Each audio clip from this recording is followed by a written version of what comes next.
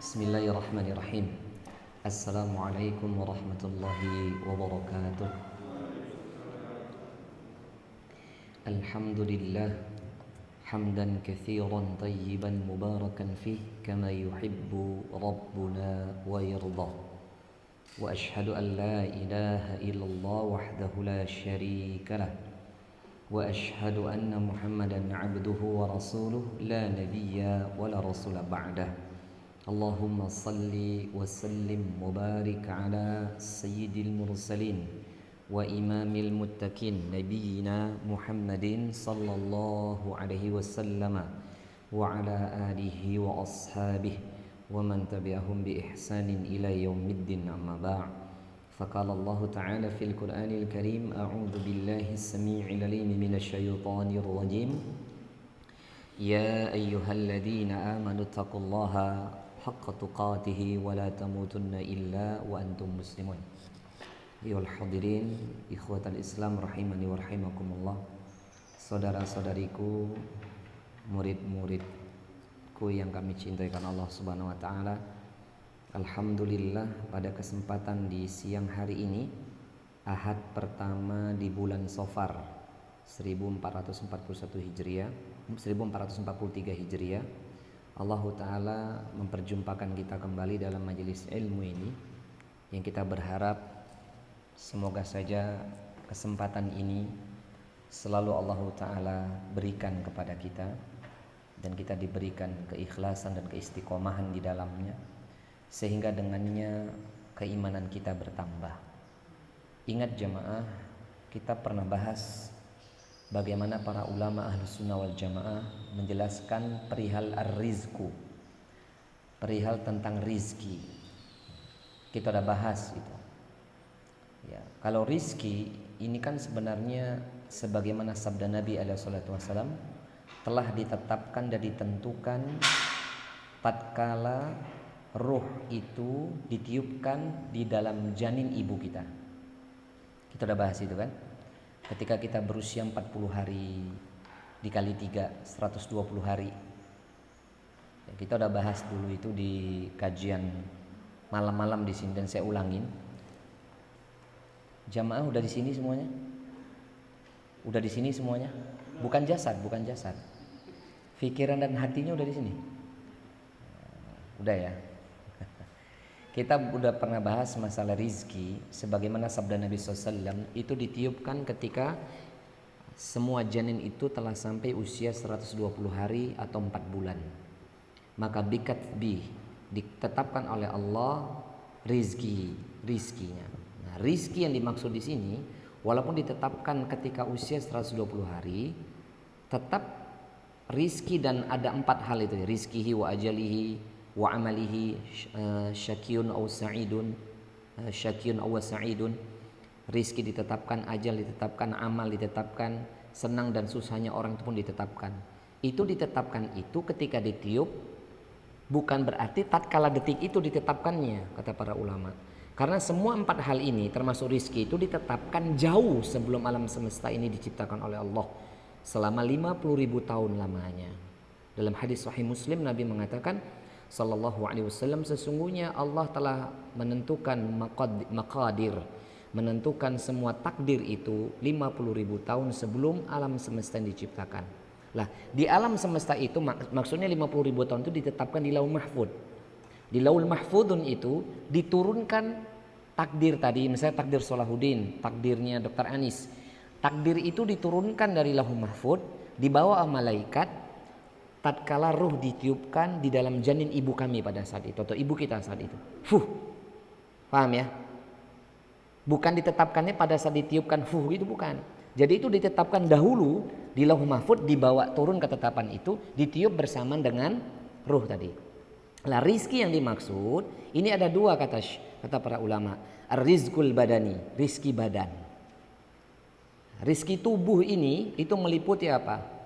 Meliputi apa yang kita makan, apa yang kita minum, apa yang kita pakai, pakaian, apa yang kita berlindung di dalamnya, yakni rumah, kemudian juga kendaraan dan semisalnya. Jadi rizki badan yang kita nikmati ini telah ditetapkan oleh Allah. Seperti tadi saya habis sholat sudah niat nanti habis sholat saya mau makan jajanan yang saya bawa di sini. Tapi Allah berkehendak lain, di Lauh Mahfuz itu sudah ditetapkan Solahuddin nanti habis sholat duhur tadi ini dibawain nasi 1 piring pakai telur nomine nasi uduk warna kuning itu ditentukan sama Allah sudah. Nanti yang nemenin makan siapa saja itu sudah ditakdirkan oleh Allah. Termasuk Dr. Anis tadi nolak awalnya, tetap takdirnya dia harus makan walaupun sedikit. Itu nggak bisa menolak karena Nabi SAW mengatakan jelas, ar-rizqu kamal maut atau kama qala Rasulullah SAW. Rizki itu sebagaimana kematian. Rizki badan. Termasuk detik hari ini kita dikasih pakaian, dikasih semua kelengkapan yang menutupi aibnya tubuh kita ini, itu rizqul badan namanya. Yang kedua kata Syekh atau Syekh Shalih Al-Utsaimin atau para ulama Ahlussunnah yang lainnya, ada 2 di sini sebutannya, rizquddin atau rizqun nafsi. Rizki berkenan tentang agama kita atau tentang jiwa kita.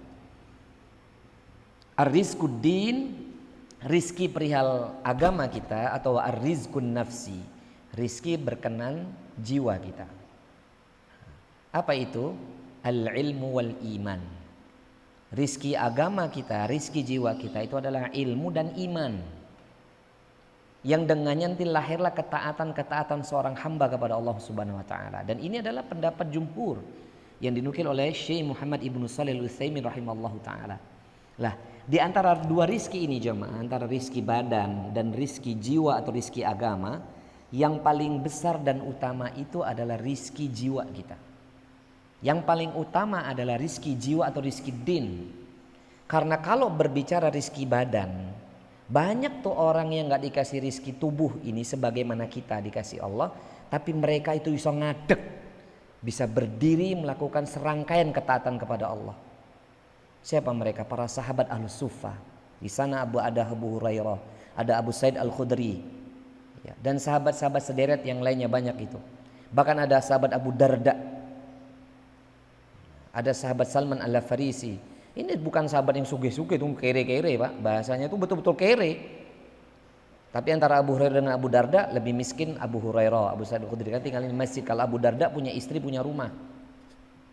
Mereka adalah orang-orang yang tidak terpenuhi rizki badannya, tapi iman dan amal soleh mereka menggetarkan langit-langit Allah. Nah, maksud kami kenapa perlu menyampaikan ini jamaah? Ini bentuk saya ingin menyampaikan rasa syukur kami pribadi kepada Allah Subhanahu wa taala. Dan kita harus demikian jamaah. Kenapa? Karena kita dikasih rezeki badan itu udah turah-turah. Betul apa enggak? Lebih-lebih enggak dikasih rezeki badan kita? Iya. Apalagi tinggal di GTP, saya sudah sampaikan minggu yang lalu loh. Semua orang tuh ngelihat yang tinggal di sini tuh seneng loh jemaah. Enak di GTP ini. Yang dulu orang nggak berpikir ke BSB. Ya. Mana ada orang dulu mau ke BSB? Sekarang enak di BSB ya.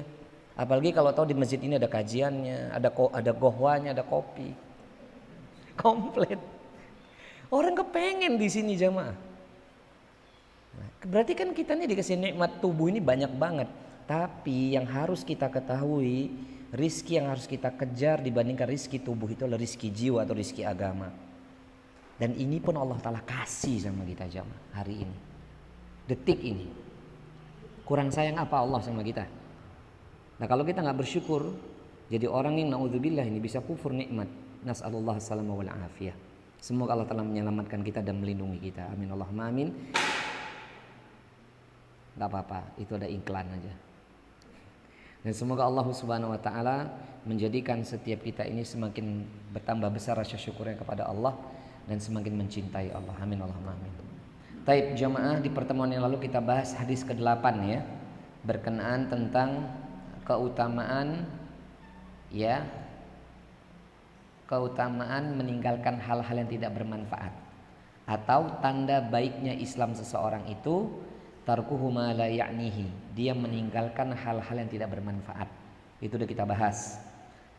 Dan kemarin saya sempat menyampaikan perkataan seorang ulama ya, yakni sahabat seorang ulama keturunan dari zuriyah dari Umar bin Khattab bernama Umar bin Abdul Aziz radhiyallahu anhu rahimahullah. Beliau mengatakan man adda kalamuhu min amalihi qalla kalamuhu illa fima ya'nihi. Siapa saja yang menghitung-hitung antara ucapannya dengan amalnya, lebih sedikit ucapannya, melainkan fima, di dalamnya hal-hal yang bermanfaat. Maksudnya apa? Orang yang dia itu baik keagamaannya, baik keimanannya itu, dia orang yang menghitung-hitung itu. Lebih banyak perkataannya atau perbuatannya. Jadi orang yang baik itu yang ucapan itu lebih sedikit daripada perbuatannya. Maksudnya perbuatan kebaikan loh ya. Lebih sedikit ucapannya daripada perbuatannya. Ucapan tuh ini loh. Padahal ucapan tuh bagian dari perbuatan kan ya. Tapi dalam Islam tuh terpisah loh jemaah. Antara ucapan dengan amal tubuh ini terpisah.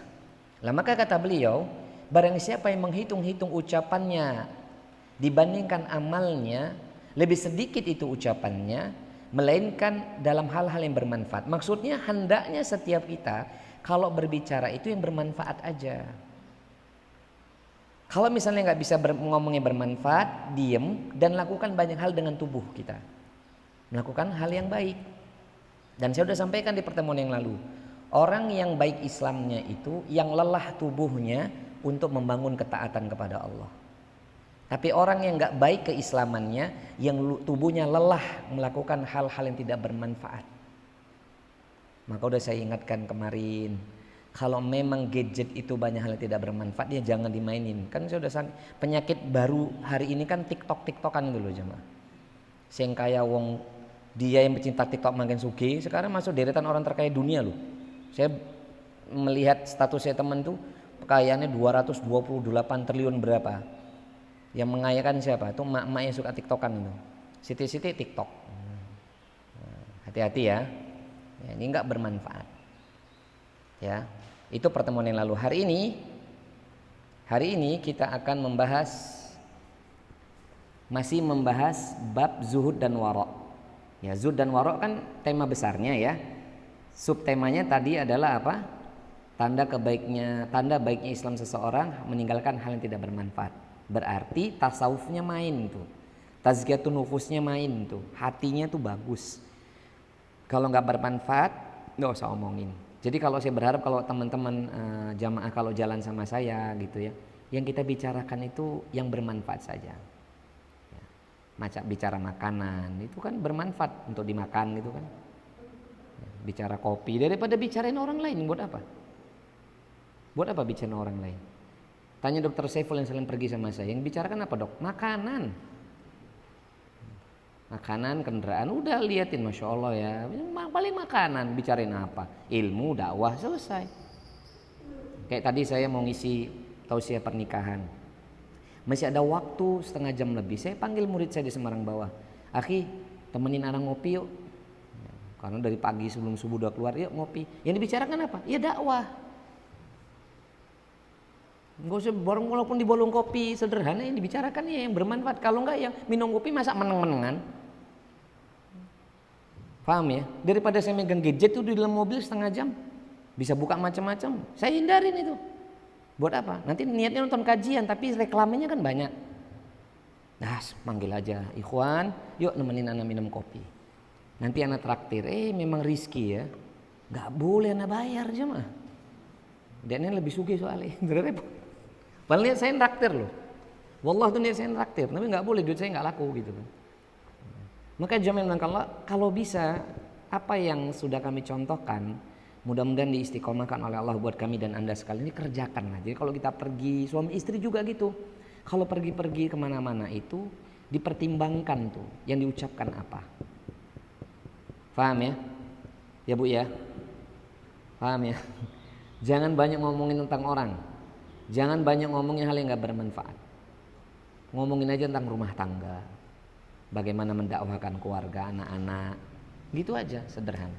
Baik, hari ini kita masuk hadis ke-9. Hadis ke-9 menurut Fadilatul Syekh Abdullah bin Shalih Fauzan, penulis kitab Minhatul Alam, pensyarah kitab Bulughul Maram atau Kitabul Jami ini, beliau memberi title hadis ke-9 ini apa? Al-hathu ala taqlilil akal. Kalau tadi itu meninggalkan yang tidak bermanfaat dari sisi ucapan dan perbuatan, kali ini anjuran untuk taqlil ala taqlilil akal, sedikit makan. Nah, ini tadi makannya mudah-mudahan tadi nggak kebanyakan. Ini kali ini tadi kalau dokter itu nggak ngasih nasi, dokter Saiful ini jajannya tak makan selesai gitu. Tapi kan ada rizki, kan katanya Rasulullah SAW, satu di antara amal yang dicintai oleh Allah adalah meletakkan kebahagiaan dalam hati saudaranya. Dokter Saiful ngantar makanan, saya harus menyenangkan hatinya murid saya, ya saya makan. Ini tak simpen. Dokter Anis benar tadi, tak makan biar menyenangkan hati dokter Saiful misalnya gitu. Ya harus dimakan supaya menyenangkan hati beliau. Beliau dapat pahala, kita dapat pahala begitu. Tapi di sini ada peringatan, ala taqlilil akal, menyedikitkan makan. Bukan berarti nggak makan ya. Ya, paham ya? Tayyib. Nanti kita lihat apa tujuan kok di sini ada anjuran untuk mencukupkan, maksudnya mencukupkan makanan yang kita makan. Lanjut. Ini yang makan insya Allah nggak ngantuk ya. Semangat dokter. Nggak ya, insya Allah semangat. Kalau ngantuk cuci muka sana. Ibu-ibu semangat. Oke.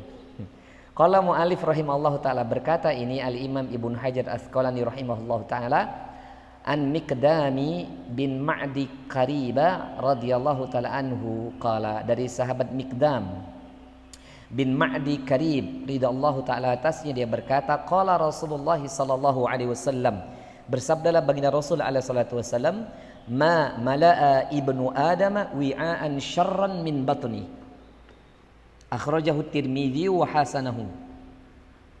Nabi mengatakan, ma mala'a, tidaklah sesuatu yang memenuhi ibnu Adam, anak cucu Adam, wi'aan syarran min batni, yang lebih buruk wadah tersebut melainkan perut. Ini makanya saya takut ini. Soalnya rodoknya kenyang nih mau. Tapi enggak apa-apa, Dok. Kan menyenangkan saudaranya pahala. Tidaklah sesuatu yang memenuhi bagi anak Adam satu wadah yang lebih buruk melainkan adalah perut. Di antaranya adalah perut. Saya ulangin ya, paham ya bahasanya ya. Tidaklah memenuhi bagi anak Adam satu wadah yang akan mendatangkan keburukan pada dirinya, yakni wadah tersebut bernama apa? Batnin, perut. Kok bisa ya? Nah, makanya kalau kita baca hadis, pentingnya itu menuntut ilmu itu karena semua yang kita baca itu harus mendapat penjelasan. Paham ya? Harus mendapat penjelasan, utamanya penjelasan dari para ulama kita. Saya datang ke sini nggak berani ngarang jemaah, karena semua sudah ada penjelasannya dari siapa? Para ulama kita. Nah, maka kita akan lihat apa penjelasan para ulama berkenaan tentang anak Adam tidak mengisi suatu tempat yang lebih jelek daripada perutnya. Itu bahasa mudanya ya. Jadi satu tempat yang diisi oleh anak Adam penuh, itu akan mendatangkan keburukan daripada perutnya. Jadi nggak boleh kenyang-kenyang itunya. Paham ya?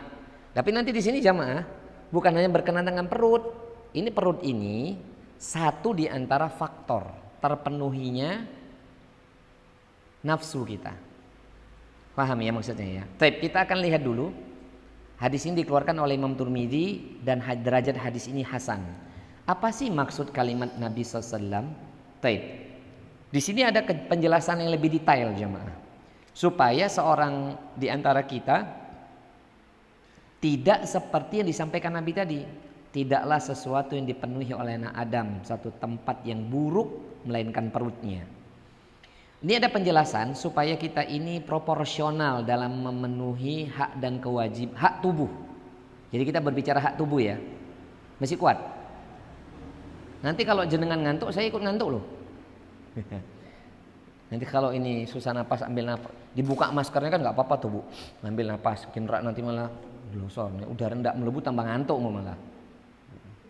Ambil napas dulu, nah masukin lagi gitu. Dokter Anis saja maskernya dibuka kok, tenang aja. Ketua Satgas Covid Rumah Sakit Tugurejo, kan beliau kuduah kita dalam urusan wabah, insya Allah. Nih apa kata Nabi SAW? Nabi bersabda, dari Nabi bersabda, yaqul ma mala'a ibnu adam wi'an syarran min batnihi hasaba ibni adam ukulat yaqamna salbahu fa inna kana la mahallatu fa thuluthu li ta'ami wa thuluthu li syarabi wa thuluthu li nafsihi. Jadi Nabi berkata, ini keutuhan hadisnya ya. Hadis ini kan tadi terpenggal sampai di situ. Keutuhan hadis Nabi itu demikian seperti ini. Tidaklah sesuatu yang memenuhi bagi anak Adam satu tempat yang lebih buruk melainkan merupakan perutnya. Hendaknya anak Adam itu betul-betul mengira-ngira.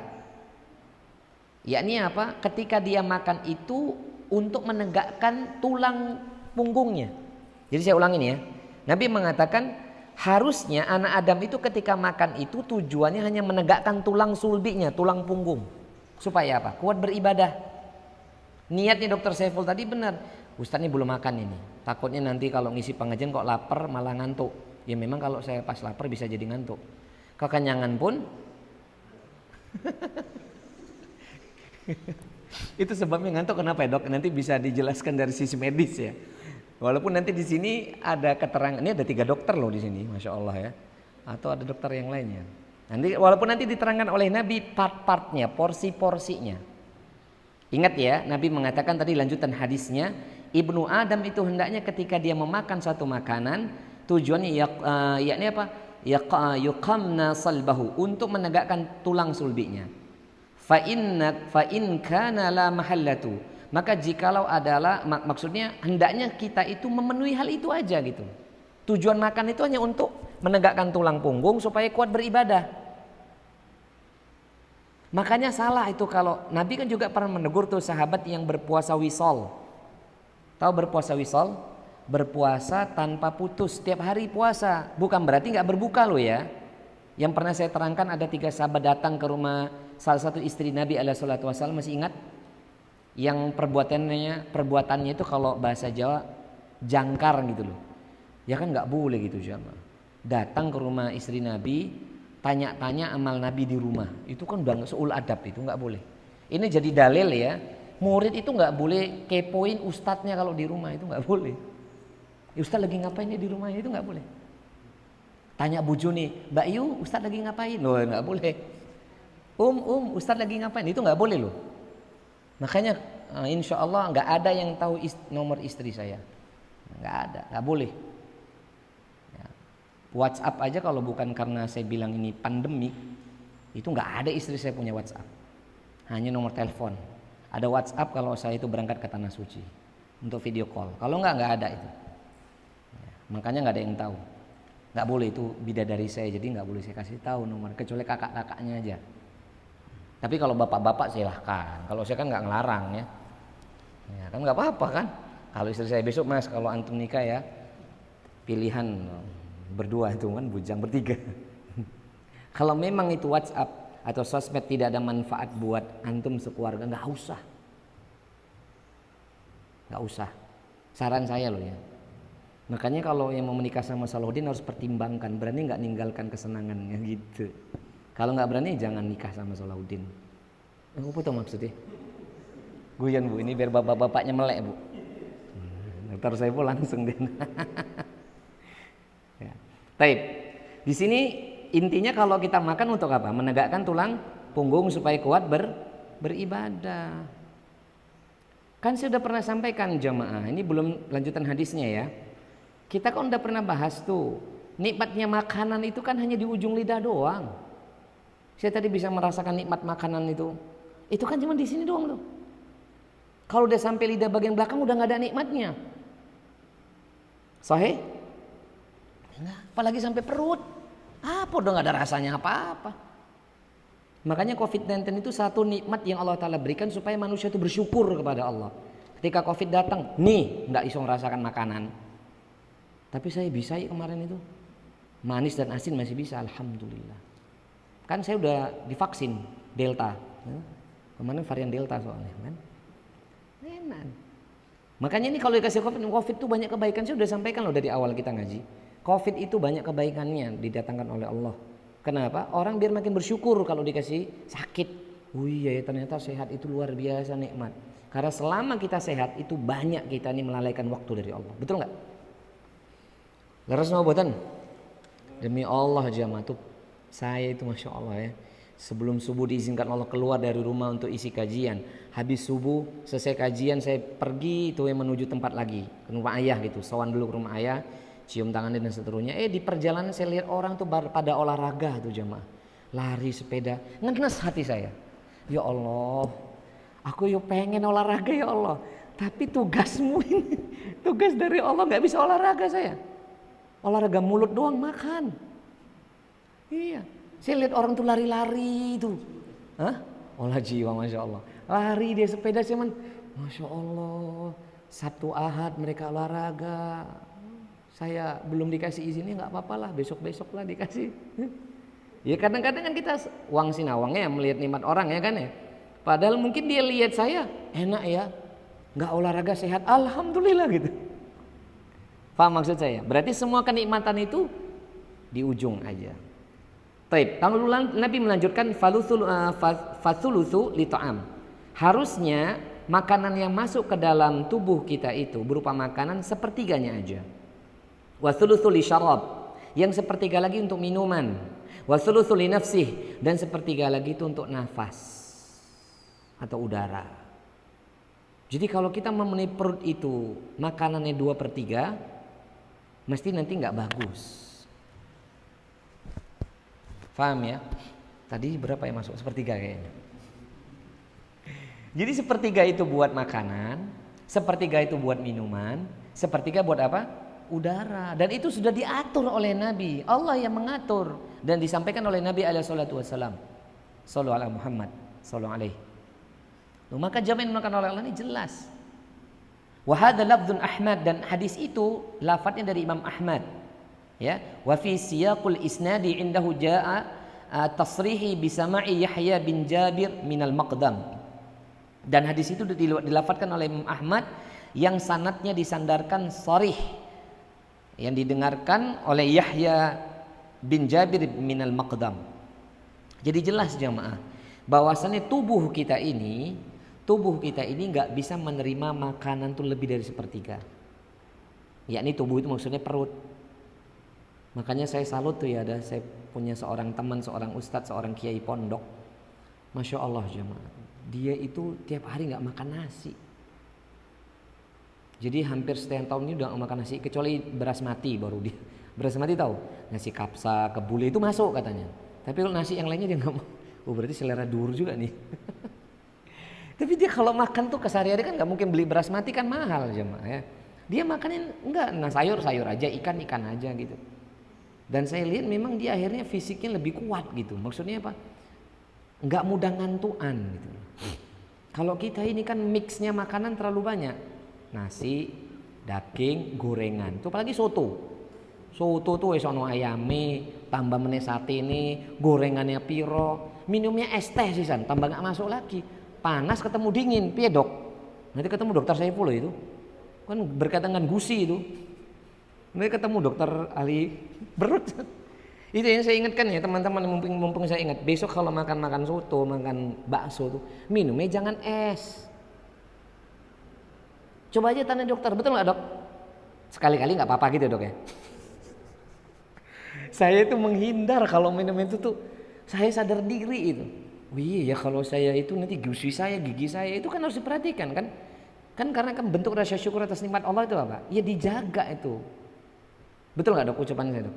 Nah, tapi kadang-kadang kita malah itu kan cuma teori Ustaz. Oke, kalau anda nggak percaya pergi sama saya. Tanya dokter, saya kalau mampir-mampir minum yang saya minum apa dok? Teh tawar, panas. Sekali-kali itu minum es kopi itu cuma sekali saya itu pergi menurut dokter. Selebihnya bro, teh tawar.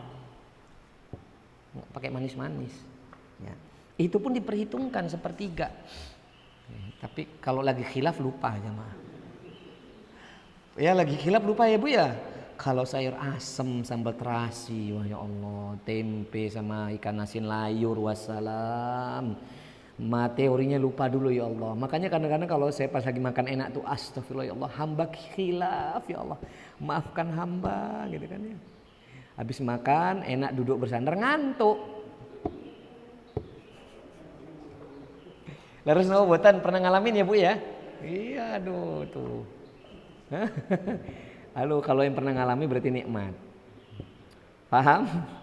Tapi dosa nggak Ustaz? Nggak dosa, itu nggak urusan dosa. Kalau berlebihan itu misalnya makanannya 2/3, minumannya nggak ada 1/3, sisanya nafas, pasti kan ngantuk. Betul kan? Karena kerja lambung kan keras ya dok ya. Karena kerja lambung keras, akhirnya kan udara ke otak kan berkurang, betul nggak? Akhirnya ngantuk kan? Dosa nggak? Nggak dosa. Di sini nggak ada ucapan dosa, hanya saja yang harusnya kita bisa beraktivitas lebih ketika tidak tidur atau ngantuk, jadinya terbatas gara-gara makan kebanyakan. Di mana tuh? Iya, tempatnya lalai ya. Makanya ini berkaitan dengan perut. Ingat ya, hanya 1/3 makanan, minum 1/3, nafasnya 1/3. Subhanallah walhamdulillah wala ilaha illallah wallahu akbar. Lah di sini pun ternyata jamaah Allah, maksud hadis tersebut di atas itu sebenarnya merupakan tafsir dari firman Allah Ta'ala yang dijelaskan oleh Syekh Abdullah bin Shalih Fauzan. Sebenarnya hadis yang kita bahas ini itu merupakan turunan dari perintah Allah Ta'ala dalam surah Al-A'raf ayat 31. Supaya kita tidak termasuk ayat ini gitu loh. Ya, apa kata Allah Ta'ala? Wa kulu washrabu wa la tusrifu. Dan makanlah serta minumlah, namun jangan berlebih-lebihan. Jadi sebenarnya hadis ini, hadis yang kita bahas yang ke-9 ini turunan penjelasan dari firman Allah dalam surah apa? Al-A'raf ayat berapa? 31. Wa kulu washrabu wa la tusrifu, dan makanlah serta minumlah, namun jangan kamu berlebih-lebihan. Innallaha la yuhibbul musrifin. Dalam ayat yang lain, sesungguhnya Allah enggak menyukai orang-orang yang berlebih-lebihan. Jadi besok kalau kita pas pergi-pergi, nasinya tuh kalau perlu dikit aja, kalau enggak usah makan. Lauknya aja dibanyakin. Itu pun tetap ditakar 1/3. Ya susah juga ya, gimana nakarnya ya mah? Kalau ibu-ibu kayaknya mbak-mbak lebih mampu menahan gak makan kali ya, menjaga penampilan begitu. Kalau bapak-bapak, apalagi orang Medan, kalau udah kena makanan enak, berat kami nih. Masya Allah, sama Arabi jamaah juga sama. Kalau udah majelis kena kambing, la haula wala quwwata illa billah. Rumah mertua? Lupa mertua man laham ini kan, masya Allah. Lah jamaah yang oleh Allah, ternyata kata Syekh, hadis ke-9 ini sebagaimana diterangkan oleh Allah dalam surah Al-A'raf tadi adalah fil hadithi bayanul adabi asy-syar'i alladhi yanbaghi an yakuna alaihi al-akalu fi maqdari akalihi. Jadi hadis ke-9 yang kita bahas ini sebagaimana firman Allah Ta'ala tadi merupakan penjelasan adab syar'i yang hendaknya seorang muslim itu semestinya ketika makan itu tahu kadarnya, tahu volumenya. Itu intinya. Itu intinya jemaah. Supaya apa? Tahu kadarnya. Lah terus ini ada lagi penjelasan yang dinukil oleh Syekh, seorang ulama Ahlus Sunnati wal Jamaah. Muridnya Syekhul Islam Ibnu Taimiyah. Syekhul Islam Ibnu Taimiyah siapa itu? Ulama yang menjadi salah satu ulama yang menjadi sumber dari semua madhab, termasuk kalangan Salafiyah, Nahdliyin, hatta itu Muhammadiyah atau siapapun orang muslim hari ini belajar, ulama-ulamanya tidak sedikit ngambil dari Syekhul Islam Ibnu Taimiyah. Ini maaf ya, termasuk Syekhul Islam ya banyak, walaupun ada yang enggak sepakat, ada yang enggak diambil, ada yang diambil. Itulah hebatnya Syekhul Islam. Dia madhabnya Hambali dalam urusan fikih. Tapi kalau untuk urusan fikih dia Hambali, tapi untuk keilmuan keseluruhannya itu diambil oleh Syafi'iyah. Itu ulama tuh gitu. Kalau udah jadi ulama yang disebut Syekhul Islam, bahkan Hujjatul Islam, itu ulama-ulama setelahnya lintas madhab mengambil kaulnya. Nah, dia punya murid 2 yang terkenal. Imam Ibnu Katsir, penulis kitab tafsir Al-Quranul Azim, atau Imam Ibnu Katsir. Itu ulamanya, muridnya siapa? Imam Ibnu Taimiyah. Nah, Imam Ibnu Katsir berguru sama gurunya mazhab Hambali, tapi muridnya mazhabnya Syafi'i. Toh. Kan mantap ini. Imam Ibnu Taimiyah itu gurunya punya murid Imam Ibnu Katsir. Mazhab fikihnya apa? Syafi'i. Yang kalau salat basmalahnya dizaharkan. Ya, itu Syafi'i, semua ada dalil. Ya. Kalau yang basmalah disirkan tuh Hambali namanya. Ya, paham ya? Yang nggak baca basmalah berarti nggak sah sholatnya. Paham ya? Apalagi nggak sholat, tambah lagi tidak dosa itu. Jadi santuy aja. Lah, punya murid juga Syekhul Islam itu yang seangkatan Imam Ibnu Katsir. Namanya Imam Ibnu Qayyim. Jadi Syekhul Islam Ibnu Taimiyah punya dua murid, Imam Ibnu Katsir dan Imam Ibnu Qayyim. Lah yang mau saya bahas perkataannya Imam Ibnu Qayyim. Imam Ibnu Qayyim ini mazhabnya Hambali. Dia termasuk satu di antara ulama tasawuf atau ulama tazkiyatun nufus. Jadi ulama tasawuf itu yang terkenal ada tiga. Yang masyhur ya Al-Imam Al-Ghazali. Kemudian Al-Imam Ibnu Qayyim Al-Jauziyah, yang ketiga Al-Imam Ibnu Rajab Al-Hambali. Ini ulama-ulama tasawuf yang keren-keren. Yang ini kan kita pembahasan kitab tasawuf ini kan. Maksud zuhud dan wara' ini bagian tasawufnya Kitabul Jami'. Apa kata Imam Ibnu Qayyim berkenaan tentang makanan? Maratibul ghadai thalatha. Ahaduha maratibul hajah. Jadi tingkatan-tingkatan orang dalam urusan makanan dan minuman itu ada tiga. Pertama, hendaknya orang itu kalau makan atau minum itu maratibul hajah, memenuhi hajat. Paham ya? Jadi orang makan itu, seorang itu hendaknya makan itu terbagi pada tiga poin. Poin pertama atau tahap pertama karena hajat. Contoh hajat, saya lagi kepengen minum kopi, saya lagi kepengen makan bakso, itu namanya hajat. Pengen cuma. Paham ya? Paham ya maksudnya ya? Misalnya seorang istri nanya sama suami, Mas, ya habibi atau ya zauji, hari ini mau makan siang apa, lunchnya apa gitu kan. Itu nanya suaminya, istrinya, oh aku lagi pengen makan hari ini nasi kapsa misalnya. Belum pernah dokter ya? Udah pernah. Nah kalau belum pernah nanti saya ajak ke sana. Masa dokter Saiful aja yang lainnya diajak gitu. Nah itu namanya hajat. Ya. Yang kedua, yakni kata Al-Imam Ibnu Qayyim, wasaniya maratibul kifayah. Yang kedua adalah tingkatannya adalah cukup. Jadi kalau makan itu setelah memenuhi hajat, karena kepengennya apa, hajatnya terpenuhi. Yang kedua apa? Mencukupkan. Jadi makan yang penting cukup. Entah kata orang gak enak, atau karena orang itu bilang enak, yang penting saya makan cukup. Faham ya? Gak penting makanannya, apa yang penting cukup. Faham jemaah? Saya mau tanya sama Anda, yang Anda pernah makan makanan western atau makanan Arab dan makanan Indonesia, kuisinnya Indonesia, kuisin ya namanya ya. Saya mau tanya sama Anda, jujur jangan objektif, jangan tidak objektif, jangan subjektif tapi objektif. Paling enak makanan mana? Pasti jawaban Indonesia kape. Bener ini, wong saya dampingi jamaah ke tanah suci loh, jauh-jauh ke tanah suci, yang digolek bakso coba. Ustaz kan sodi gitu. Kudune Ustaz saya kepengen makan laham ibil, misalnya daging onta atau daging kambing yang enak Ustaz. Tak antar. Ustaz bakso neng di Ustaz, golek malah bakso. Dalam hatiku jauh-jauh tekan kene malah golek bakso. Ustaz lagi kepengen makan apa namanya yang ada sambal-sambalnya loh Ustaz. Orang Arab kan nggak ada sambalnya. Ya kalau mau yang dekat di depan Masjidil Haram di Makkah, saya ajak tuh ke Tower Zamzam. Nanti di lantai kesekian tuh dekat Grapari Telkomsel. Sebelahnya itu ada Mad'am Indonesia.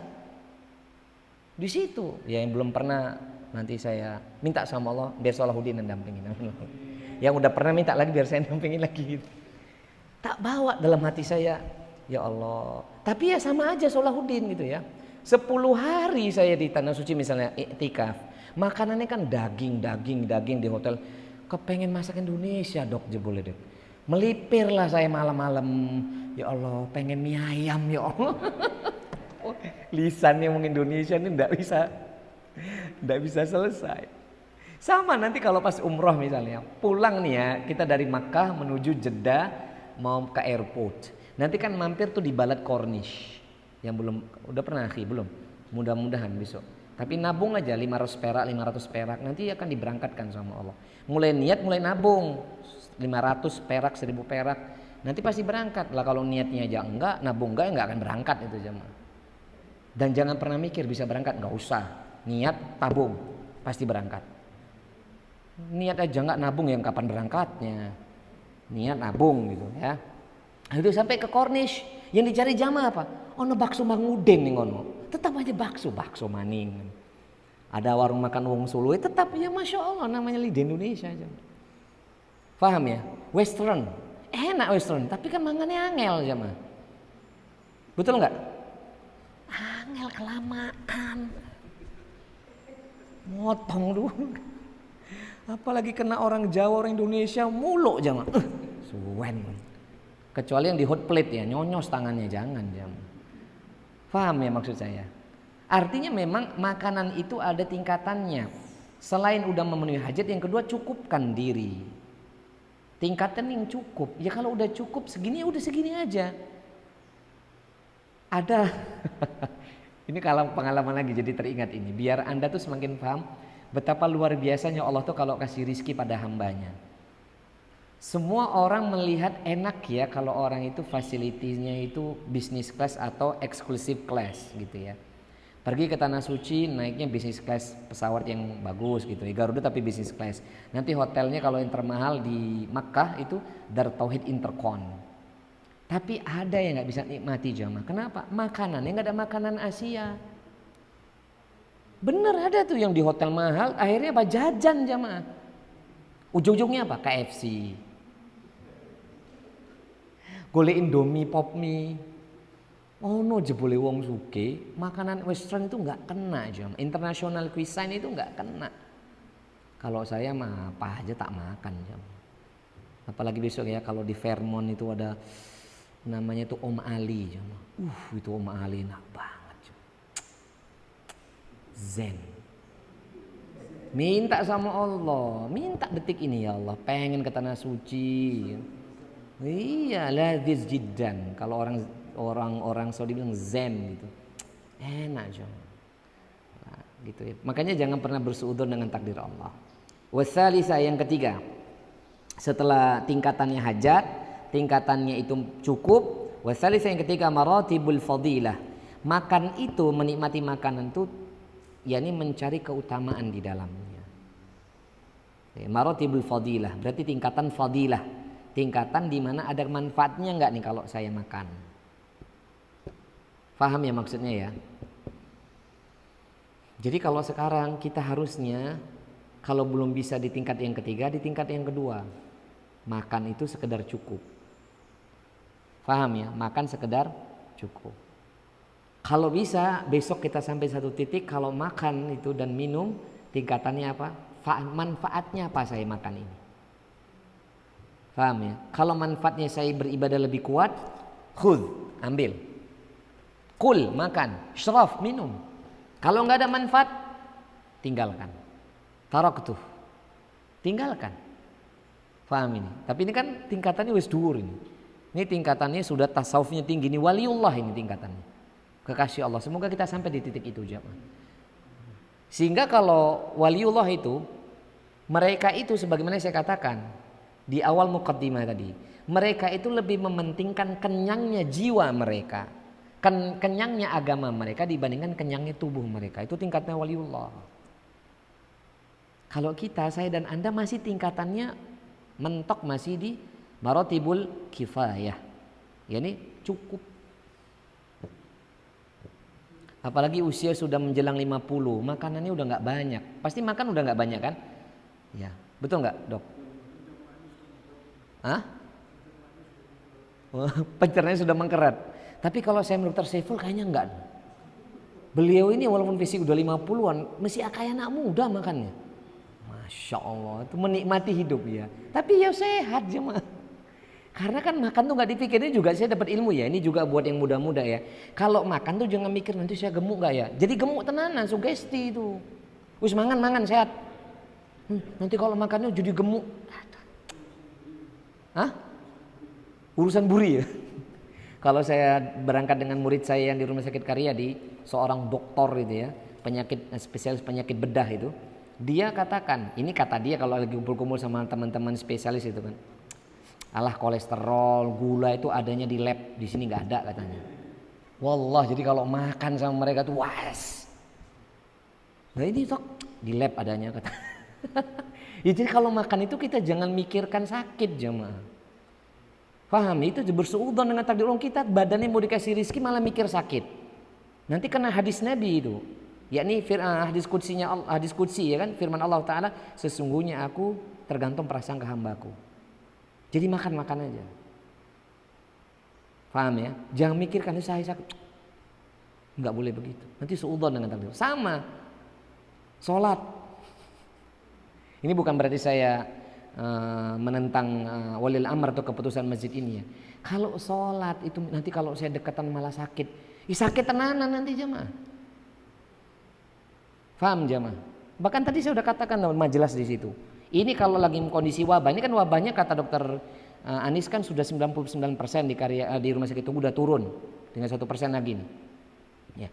Gini loh jemaah, saya sampaikan ya, kalau wabah turun dalam satu negeri itu akan merata kena kepada penduduk negeri. Alias apa? Alias itu orang satu dengan yang lain itu dia akan mungkin memberikan penularan, itu nggak mungkin. Karena wabah itu akan mengenai semuanya. Ada yang tidak. Biidznillah. Jadi kalau ini bukan wabah, mungkin bisa jadi menular. Tapi kalau wabah, arisan jamaah. Itu saya sampaikan tadi di situ. Jadi nggak boleh lagi, saya kena COVID ini karena si fulan. Itu nggak boleh jamaah. Di tracing itu nggak boleh jemaah. Nyatanya dokter Anis ngurusi COVID, alhamdulillah sehat walafiat. Nggak boleh kayak gitu ya. Kita nggak boleh dulu saya kena COVID gara-gara si fulan, jadi sesak dada saya. Nggak boleh gitu jemaah. Nggak boleh itu. Udah ngaji itu nggak boleh kayak gitu. Ini meninggal gara-gara dia. Nah, naudzubillah. Meninggal itu karena Allah yang menakdirkan, bukan karena si fulan yang bawa sakit. Kan saya sudah sampaikan dulu kasusnya Pak Yudi. Anak istrinya sehat walafiat. Ngurusi Pak Yudi yang sekian lama terbaring di atas kasurnya, sehat walafiat.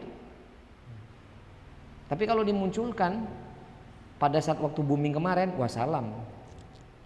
Ya, paham nggak maksud saya ini? Paham ya? Yang bikin drop itu karena stres seorang pasien, betul nggak dokter ya? Nah, taib. Berarti kita ini sampai mana nih marotipnya kalau untuk makan dan minum sebenarnya? Harusnya tingkat yang tertinggi atau yang ketiga, yakni apa? Mencari keutamaan. Harusnya demikian. Nah, ini ada lagi ungkapan ulama tasawuf yang kedua. Setelah tadi ada Al-Imam Al-Ghazali, ada Imam Ibnu Qayyim, yang ketiga Ibnu Rajab Al-Hambali. Ibnu Rajab Al-Hambali juga ingin berkomentar tentang masalah makan. Masalah makanan. Kata beliau, yaqulu Ibnu Rajab beliau berkata, qala Ibnu Rajab qillatul ghidha'i tujabu saya ulangin, qillatul ghidha'i tujabu riqatil qalbi wa quwwatil fahmi wa inkisari nafsi wa dha'fil hawa'i wal ghadabi wa katharatul ghidha'i tujabu didda dzalik. Ini ungkapan beliau dalam kitab Jamil Ulum wal Hikam. Apa kata Imam Ibnu Rajab Al-Hambali? Seseorang yang dia makannya sedikit, qillatul ghidha. Jadi orang yang makan bahasa mudanya gini, menyedikitkan makan. Menyedikitkan makan berarti banyak puasa ya berarti. Enggak juga ya. Orang puasa makanan banyak ada enggak? Orang puasa tapi makannya banyak ada enggak? Ada. Sahur makan kenyang, berbuka makan kenyang, balas dendam. Iya kan ya? Ada kan ya? Ada kan? Oh banyak, terutama waktu Ramadan ya. Iya, itu ada kan waktu habis tarawih baru makan itu. Malah saya pernah sampaikan waktu kita bahas fikih puasa ya. Keluar Ramadan bukan turun berat badan malah bertambah. Makanya saya sudah sampaikan kalau boleh saya kasih usulan dulu. Kalau pas baru buka puasa cukupkan makanannya ba'da maghrib aja. Jangan lagi makan ba'da tarawih, itu saran ya. Karena kalau habis tarawih makan kenyang, tidur, lambung nggak bekerja dengan baik. Itu sisa-sisa makanan bertumpuk itu di lambung. Itu medisnya, betul nggak dok? Jadi sampah ya. Tuh. Kecuali kalau anda itu nggak tidur, ngadek terus sampai menjelang subuh. Ba'da subuh tidur, bangunnya menjelang zuhur. Paham ya maksudnya ya? Baik. Ini saya ulangin. Apa kata Ibnu Rajab? Menyedikitkan makan itu akan apa? Menjadikan hidupnya hati. Masya Allah. Wa quwwatul fahmi. Saya ulang bukan wa quwwati tadi. Wa quwwatul fahmi. Tujabu raqatul qalbi wa quwwatul fahmi. Menyedikitkan makan akan menjadikan hidupnya hati, kuatnya pemahaman, wa inkisarun nafsi. Jadi hatinya hidup, pemahamannya semakin kuat, wa inkisaru nafsi. Ya, kemudian akan menahan nafsu. Dapat mengendalikan nafsu, wa dha'ful hawa'i wa ghadabi. Bahkan akan melemahkan syahwat dan amarah. Saya ulangin ya. Menyedikitkan makan itu menjadikan hati hidup. Satu, yang kedua apa? Menguatkan pemahaman kita dalam agama dan lain halnya. Yang ketiga apa? Wa inkisarun nafsi. Dapat mengendalikan nafsu. Wa dha'ful hawa, melemahkan syahwat yang meronta-ronta, wal ghadabi, dan menjadikan marah itu akan berkurang. Namun sebaliknya wa kasratul ghidai tujabu diddadalik. Namun sebaliknya orang yang makannya itu terlalu banyak itu menjadikan sebaliknya. Hati itu akan tidak hidup, pemahamannya melemah, nafsunya itu susah dikendalikan, syahwatnya meronta-ronta, dan emosian atau temperamen. Itu gara-gara faktor makan. Gimana? Tapi kalau kita lagi safar jamaah, lagi berpergian, itu mau nggak mau pasti mampir kuliner. Apalagi Jawa Timur tempat Pak Yudi. Jawa Timur itu zen. Masya Allah. Jawa Timur tuh mampir warung manapun kok ya enak-enak ya. Istimewa Jawa Timur. Tapi kalau ke Medan baru tahu nanti kau. Enak juga. Masing-masing daerah. Makanya kalau kita ini kemanapun pergi selalu berhusnuzon dengan rizki dari Allah tuh nggak ada yang nggak enak jemaah. Pasti nikmat. Ada loh orang tuh berpergian tuh nggak bisa nikmati perjalanan. Ada nggak? Ada nggak? Ada. Kenapa? Karena sedikitnya rasa syukur yang ada dalam hatinya. Jadi nggak terasa nikmat perjalanan.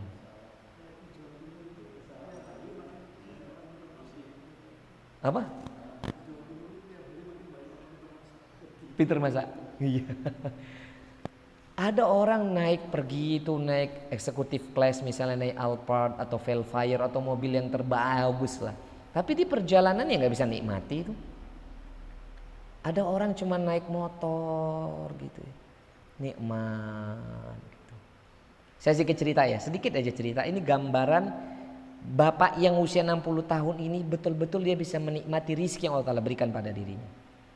Dia tinggal di Semarang, berarti dalam setahun ini sudah 2 kali pulang balik ke Aceh ngedrive sendiri. Ke Aceh loh semua.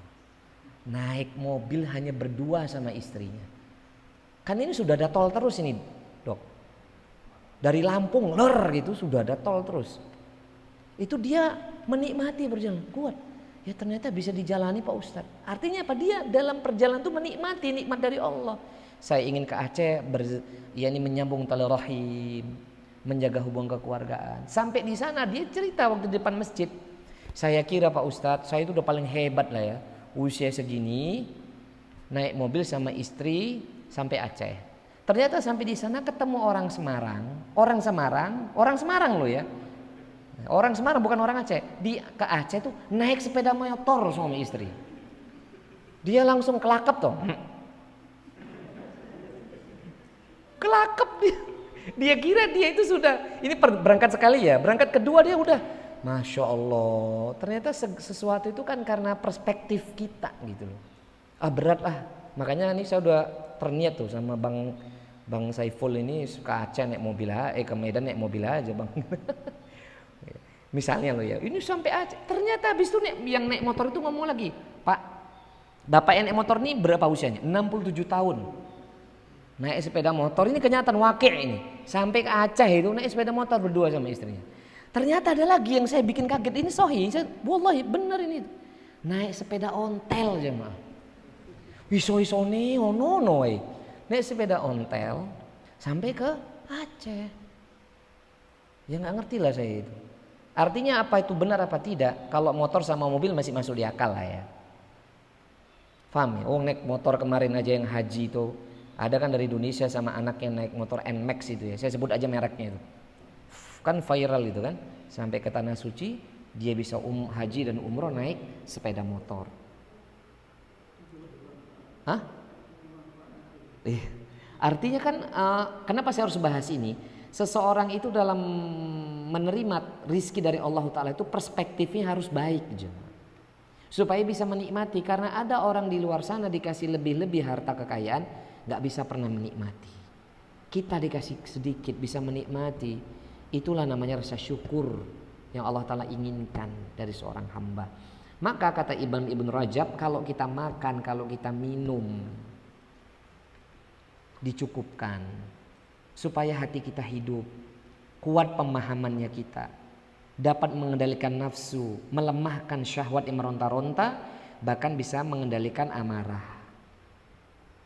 Maka kalau ada orang yang temperamen, obatnya cuma satu. Kon poso lah wis. Banyak puasa gitu ya. Puasa Daud, nanti ketemu ayam mulbit gitu ya. Ya, jadi memang perutnya harus kosong, tapi jangan kemudian pas buka balas dendam gitu ya. Sahurnya hanya minum air putih sama korma, berbuka ya makan sedikitnya secukupnya aja, itu dapat mengendalikan amarah. Gimana dokter? Iya, kalau banyak tersenyum itu efek dari isi hati dok. Karena ada orang senyum itu kepaksa, seperti customer service. Dulu kan dokter Saiful kan dapat training untuk rumah sakit kan bagaimana melayani calon customer itu. Kalau nggak dari hati, senyum itu susah aja mah. Maaf ya, konotasi semua produk pemerintah service excellence-nya kurang. Betul nggak? Kecuali BUMN. Karena semua itu nggak dari hati jemaah. Kalau kita melakukan semuanya dari hati, nggak pakai disuruh, mau dimanapun ketemu orang senyum. Anda boleh protes kalau ketemu sama saya nggak senyum, kecuali lagi ngaji. Boleh protes. Ustaz kenapa nggak senyum? Kalau pas nggak senyum, mungkin saya lagi kebelet gitu aja dah. Entah tuh kebelet makan gitu ya. Apa salahnya sih kalau ketemu orang itu senyumnya? Ya jemaah ya. Coba kalau setiap ketemu orang apalagi pasien senyum dulu. Pasien itu langsung merasa nyes. Ya Allah nih welcome banget in dokternya nih nakesnya welcome banget. Itu besok materi kita nanti di rumah sakit Tugerjo ya. Kalau ketemu pasien tuh udah welcome itu senyum.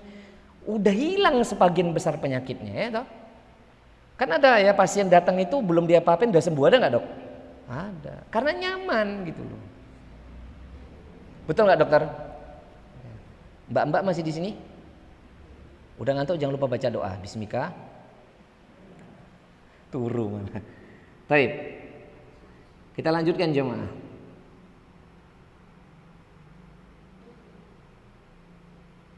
Nah, di sini ada lagi hadis Nabi SAW berkenan tentang masalah makanan lagi. Ya. Wa qad tsabata fi sahihaini min hadits Ibnu Umar radhiyallahu ta'ala anhuma. Dan sungguh berikut ini akan dikuatkan lagi. Dan sungguh berikut ini dikuatkan lagi dalam kitab Sahihain. Sahihain itu berarti kitab yang dituliskan maksudnya kitab yang dikumpulkan antara kesepakatan Imam Bukhari dan Imam Muslim. Jadi kalau Anda pernah dengar Sahihain itu berarti muttafaqun alaih. Imam Bukhari, Imam Muslim sepakat di dalamnya. Dari hadis berkenan tentang hadis Ibnu Umar radhiyallahu taala anhuma. Jadi Ibnu Umar anaknya Umar bin Khattab. Anna Nabiyya sallallahu alaihi wasallam qala, bahwasannya Nabi sallallahu alaihi wasallam bersabda, al-mu'minu ya'kulu fi mi'ain wahid wal kafiru ya'kulu fi sab'atin am'a. Orang mukmin itu kalau makan dengan satu usus. Orang mukmin itu kalau makan itu menggunakan satu usus. Maksudnya memang ini satu usus nanti bisa diterjemahkan ahli medis ya. Ini kata Nabi SAW, orang mukmin itu kalau makan menggunakan satu usus dalam lambungnya. Sedangkan orang kafir itu makan dengan menggunakan 7 usus. Fi sab'atin am'ain, menggunakan 7 usus. Maksudnya apa di sini? Maksudnya kalau orang mukmin itu makan itu ya tadi tingkatannya mentok tuh kifayah, secukupnya. Jangan menggunakan semua isi lambungnya kayak saya ya waktu pas masih khilaf-khilafnya itu ya, jahil khilaf gitu ya. Udah diajak makan, Ustadz udah kenyang Ustadz. Oh tenang, itu baru laci yang kanan, laci yang kiri urung. Itu baru yang paling pojok bawah, yang kanan atas belum. Itu kan lisan jemaah. Itu kalau makan Ustaz alhamdulillah udah cukup. Kalau diajak lagi ya saya hanya minum. Atau ya cemilannya apa? Pisang goreng. Bodoh ya. Tapi masih mending pisang goreng daripada nasi ya kan ya. Sama enggak ya dok? Sama aja. Pisang goreng sama nasi sama? Ya beda lah. Lebih enak mana? Tepungnya lebih sedikit. Gimana dok? Oh tepungnya kayak podo wae. Berarti pisangnya pisang rebus wae ya. Kok jadi bicara makanan cuma. Artinya ini kita harus kenapa harus saya kembangkan contoh seperti ini biar kita paham bahwasannya kita ini dikasih nikmat sama Allah, cara menikmatinya itu kadarnya lebih dari cukup masalahnya. Betul paham maksud saya? Terlalu menikmati. Lah kalau kita udah ngaji sekarang, saya dan Anda harus belajar ya, sama-sama belajar ya Allah, tolonglah kami. Kalau bisa kalau urusan makan dan minum itu secukupnya saja. Menggunakan satu ususnya saja. Kalau orang kafir, subhanallah, yang digunakan itu 7 ya. Semoga Allah Ta'ala memberikan pertolongan bagi diri kita supaya tidak terjatuh dalam perkara ini. Ini tentang masalah makan. Kesimpulannya gimana jamaah? Kita akan lanjutkan nanti bab yang ke-10. Kesimpulannya bahwasannya kalau dalam kitab-kitab ulama-ulama tasawuf atau ulama tazkiyatun nufus itu menyebutkan satu di antara penyebab orang nanti hatinya itu susah untuk hidup, satu di antara seseorang itu jiwanya itu susah dikendalikan, satu di antara seorang itu akan jatuh lebih sering kepada kemaksiatan karena perutnya yang terlalu kenyang. Itu kesimpulannya. Khulasahnya adalah orang yang makanannya terlalu kenyang, matinya hati, syahwat yang tidak bisa terkendali, dan sering jatuh kepada kemaksiatan. Maka bersyukurlah bagi kita semua yang tidak berlebih-lebihan dalam makanan. Bukan berarti yang berat badannya lebih dari standar itu kemudian makannya banyak ya, belum tentu juga, karena tubuh gemuk atau tidak itu bukan faktor makanan juga ya. Ada juga orang yang stres tuh berat badannya malah bertambah. Betul nggak? Ya kenapa? Makan nasi saya sedikit Ustadz, nyemilnya saya ngakeh ya podo wae. Jadi ini kita harus bedakan ya, karena orang Jawa ini kalau nggak makan nasi nggak makan katanya. Lalu semua buatan. Tadi pagi belum makan belum. Lah terus tadi pagi apa? Ya cuman nyemil-nyemil gorengan 4 gitu. Lah itu mangan, saya bilang. Gorengannya 4, kopinya 1 gelas gitu ya.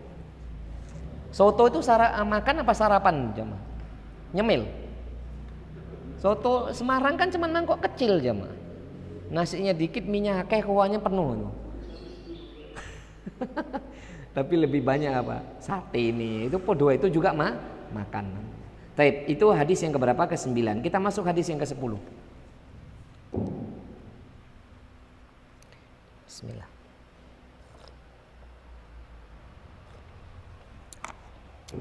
Ini teman-teman harus bersabar ya, karena ini waktunya siang. Saya merasa menyampaikannya harus lebih crunchy gitu aja. Karena kalau saya mau nonton kitab, jamin jenengan tidur kabeh. Wis yakin aku. Nek tak baca terus tak terjemahkan baju seperti kitab, ngantuk semua nanti insyaallah. Karena siang ini. Wong sudah sebegini aja udah yang ngantuk.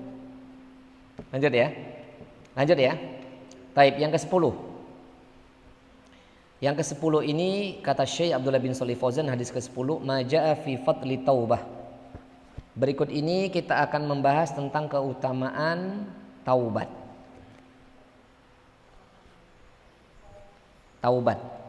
Keutamaan taubat. Masya Allah, tabarakallah. Jamaah yang dimuliakan oleh Allah Subhanahu wa taala, Ustaz, apa ada kaitannya antara mencukupkan masalah makanan, minuman dan seterusnya dengan hadis ke-10 ini? Iya, tetap ada kaitannya. Walaupun seakan-akan beda pembahasannya antara taubat dengan menyedikitkan makanan. Paham maksud saya? Seakan-akan bukan tema yang berhubungan. Padahal ini bagian dari tema yang berhubungan. Karena tadi benang merahnya tadi saya sudah sampaikan, kalau seseorang nggak bisa mengendalikan syahwat makannya, dia nanti lebih sering terjatuh kepada maksiat. Nah, kalau maksiat butuh apa? Kalau bermaksiat butuh apa? Besar atau kecil maksiat butuh apa? Taubat. Ya, kita kan butuh taubat nggak jemaah? Butuh taubat nggak? Naam. Taib, kita baca nih hadis. Hadis ini masyhur kok, kita sering dengar. Dan saya pernah menyinggung beberapa kesempatan perihal ini. Qala mu'allif rahimahullahu ta'ala wa ghafarallahu lahu wa liwalidayhi wa limasyayikhi wa li jami'il muslimina amin Allahumma amin ya mujibas sa'ilin. An Anasin radhiyallahu ta'ala anhu qala, dari sahabat Anas ibnu Malik ridhiyallahu ta'ala atasnya, qala, dia berkata, qala Rasulullah sallallahu alaihi wasallam, bersabdalah baginda Rasul alaihi salatu wasallam, kullu bani adama khata'un. Semua anak cucu Adam itu khata', pasti jatuh dalam salah dan dosa. Dalam hadis yang lainnya, kullul insani khata'un. Semua manusia itu pasti akan terjatuh dalam salah dan dosa. Lah, dari kalimat ini aja nanti kita akan jelaskannya. Saya baca dulu sampai tuntas, baru kita nanti selesaikan. Kullu bani Adam khata'un wa khairul khata'ina tawwabuna, akhrajahu At-Tirmidzi wa Ibnu Majah wa sanaduhu qawiyyun. Artinya setiap anak Adam itu pasti jatuh dalam salah dan dosa. Dan sebaik-baik orang yang melakukan kesalahan atau maksiat at-tawwabuna, dia adalah orang-orang yang bertaubat atau kembali. Hadis ini dikeluarkan oleh Imam Tirmidzi, dikeluarkan oleh Imam Ibnu Majah, dan sanadnya sangat kuat.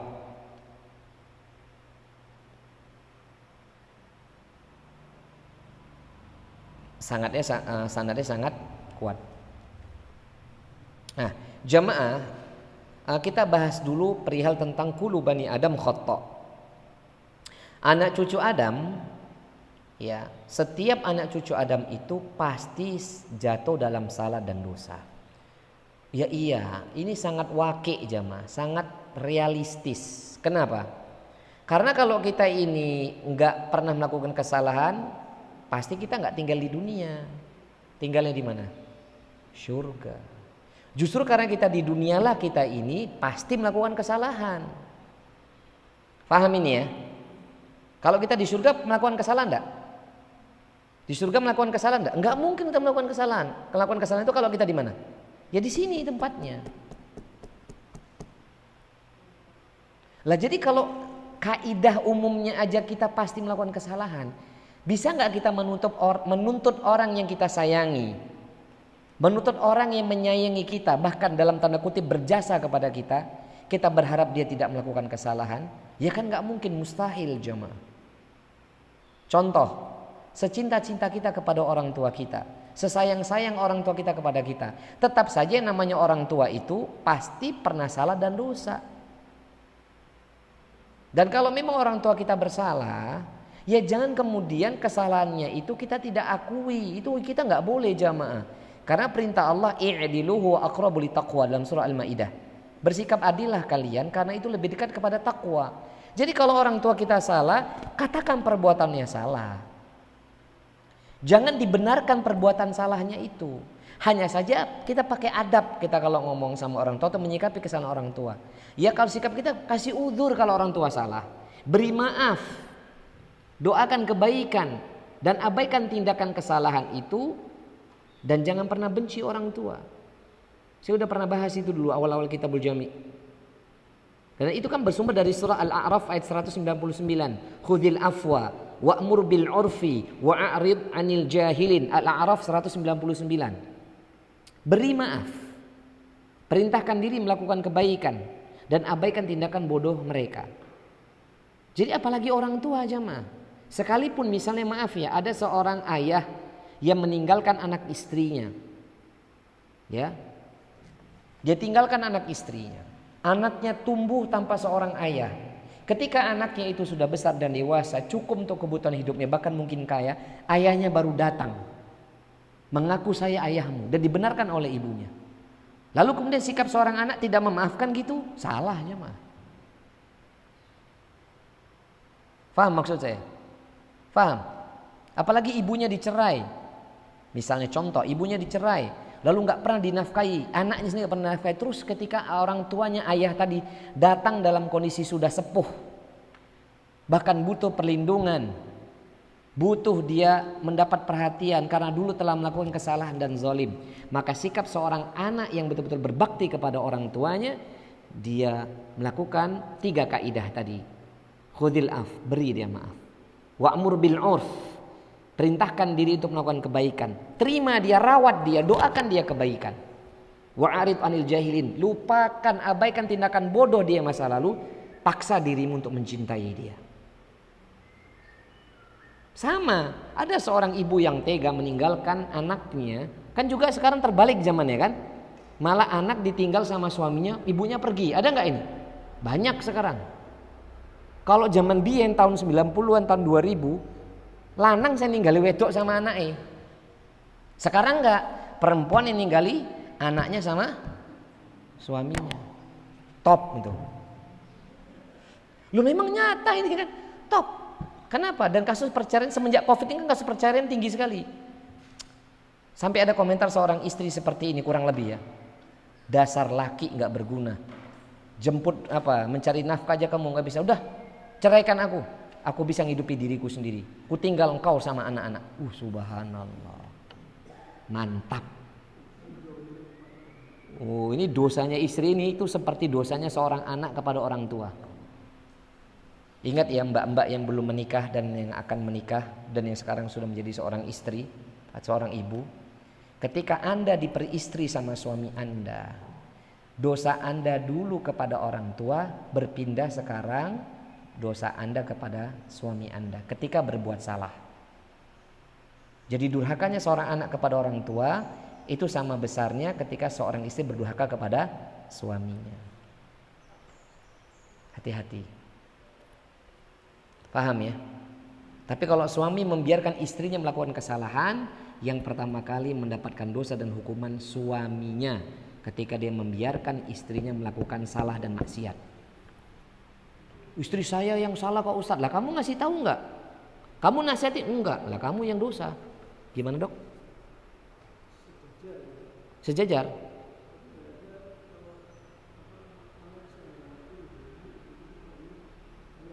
Itu bagi laki ke perempuan. Iya. Enggak ada, itu enggak ada kias, enggak ada. Iya, sejajar. Jadi kalau istri sudah jadi seorang wanita jadi istri suaminya, jelas itu. Dosanya itu sama besarnya ketika dosanya dia tatkala masih menjadi anak dari ayah dan ibunya. Gitu ya ibu-ibu ya. Ya Bu ya. Jangan durhaka sama suami. Tapi suami itu ada yang tega zalimi istri dan anak-anaknya. Dan itu zalim yang besar antara hak adami. Setelah dia kepada orang tuanya, dia zalimi anak istrinya. Itu juga hati-hati. Makanya ibu-ibu saya sudah sampaikan zaman kemarin-kemarin ya. ketika mencarikan pasangan buat anaknya jangan sembarangan, apalagi buat anak gadis. Jangan karena menang tampannya, kekayaannya, nggak bisa bahagia kalau hanya dikasih itu doang. Ya, paham ini jamaah? Taib. Ini dari khotok ya, berarti kembali lagi ke pembahasan anak Adam tuh pasti salah. Maka tadi kan berkepanjangan, penjelasan saya udah saya sampaikan bahwasannya sekalipun seorang ayah itu zalim, sekalipun seorang ibu itu zalim, paham? Yang melupakan anaknya datang ketika sudah tua renta, butuh perlindungan, butuh penjagaan, butuh dinafkahi, anaknya sukses dia datang, terima.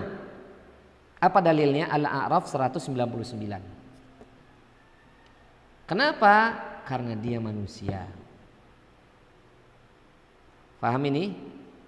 Paham ya?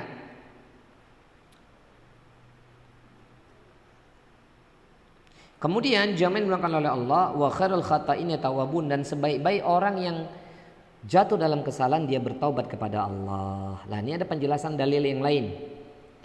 Kalau tadi diriwayatkan oleh Imam Tirmidzi, Imam Majah, kali ini dari sahabat dari ulama ahli hadis namanya Imam Ahmad.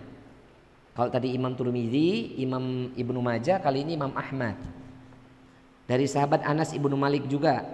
Nabi SAW bersabda, Walau anna li ibni Adam wadiyani min malin labtagha ilaihima thalithan wala yamla'a jawfa ibni Adam illa turab. Nabi mengatakan, sungguh sekiranya saja anak cucu Adam itu memiliki 2 lembah berisikan harta kekayaan, ya, maka dia tidaklah dia menyukainya ketika dikasih 3 lembah. Saya ulangin ya. Sungguh sekiranya saja anak cucu Adam dikasih Allah rizki 2 lembah berisikan harta kekayaan, tidaklah dia memperoleh keduanya, lebih dia sukai apabila diberi yang ketiga. Pasti dia ingin yang ketiga. Jadi kalau dia dapat 2 lembah isinya harta, pasti dia ingin yang ketiga. Paham ya maksud saya ya? Contoh konkret sebelum saya lanjutkan dalilnya. Kalau kita udah dikasih rizki sama Allah, punya rumah di GTP ini, ada rizki lagi bisa beli rumah, beli lagi nggak? Jujur aja nggak salah, ini bukan perkara salah ini, beli lagi nggak? Beli yang duwe yuk, daripada ditaruh di bank, itu toko kayak ngomah, tapi jangan sama istrinya, jangan sama isinya loh ya. Ya, yang itu terserah anda deh, terserah anda ya, saya nggak boleh ngelarang-larang ya. Jadi kalau udah rumah, misalnya di sini ada, di IV Park ada, misalnya contoh, yaitu ada isinya bersama perabot, tapi jangan ada yang lain. Ini saran. Tapi kalau Dokter Anis mau nggak apa-apa dok. Contoh, Pak Yudi. Contoh ini. Kalau antum nanya ana sarankan jangan. Nuntut ilmu dulu yang dalam. Nanti kalau udah dalam diamalkan. Udah amalkan Ustadz, didakwahkan. Boleh lagi nikah Ustadz? Ya silahkan kalau mau. Kalau saya mah ngomong doang dari dulu ya. Lanjut nggak ini? Jadi istrinya Mas Airo nggak usah khawatir suaminya dekat dengan saya. Insya Allah nggak saya suruh nikah lagi dia. Tenang ya Mbak ya. Ya. Satu aja. Ya, disenengin sampai menjadi bidadari surga nanti di surganya Allah. Ya, tapi kalau ada ustadz yang moyok-moyok ya nggak apa-apa, ustadz moyok. Kalau saya nggak boleh melarang ya. Tapi kalau antum nanya ana, udah saya kasih nasihat satu aja, amanahnya dimaksimalkan. Jadikan anak-anaknya bertakwa. Ada yang jadi alim ulama, hafal Quran. Paham ya? Ini saya kasih sedikit informasi. Tujuan ini hanya sekedar memberikan motivasi aja, nggak lebih dari itu. Semoga saya dijaga sama Allah. Dan semoga saya ini dijauhkan dari balak dan musibah, amin Allahumma amin. Alhamdulillah 2 pekan yang lalu anak saya usia 11 tahun sudah selesai hafalan 30 juz. Alhamdulillah. Yang harusnya targetnya itu adalah usia 10 tahun. Ini sudah selesai. Lewat setahun sudah selesai hafalan 30 juz. Sekarang lagi menguatkan, mengitkonkan. Selesai hafalan. Jadi tugasnya ya fokus aja ke anak. Gitu ya, ini kalau boleh saya kasih saran. Bukan berarti yang beristri lebih dari 2 nggak berhasil, saya nggak mengatakan itu ya. Jangan salah paham nih, soalnya nanti kan ini di YouTube soalnya. Saya nggak mengatakan bagi Anda yang poligami Anda gagal, enggak. Tapi saya kalau boleh saran, fokus aja dengan yang pertama, didik tuh anak-anaknya supaya jadi ada yang hafal Quran, jadi alim ulama gitu. Gitu kan? Paham maksudnya? Paham? Kalau ada yang jadi alim ulama kan ini melebihi dari istri memiliki istri 4. Ya iya benar kan? Betul apa enggak? Tapi saya nggak mengatakan yang istrinya banyak, saya nggak mengatakan nanti nggak jadi alim ulama anaknya, saya nggak mengatakan itu. Walaupun ada ulama-ulama dunia yang istri lebih dari satu, itu keutamaan. Kalau kita yang ilmunya cetek ya satu aja lah. Fokus anaknya jadi hafal Quran. Ini target saya anak yang kedua sampai yang keempat ya harus target hafal Quran. Sebelum target saya Allah makbulah. Target 10 tahun harus selesai hafalannya. Harus selesai. Kalau saya loh ya, selesai 10 tahun. Gimana Ustaz tipsnya? Jauhkan dari gadget. Dan itu udah terbukti. Gak ada gadget-gadgetan. Jadi alhamdulillah. Ini motivasi ya. Itu motivasi. Bukan bermaksud lebih dari itu. Na'udzubillah, summa na'udzubillah. Kalau udah kena gadget jamaah, berat untuk hafal Quran. Susah.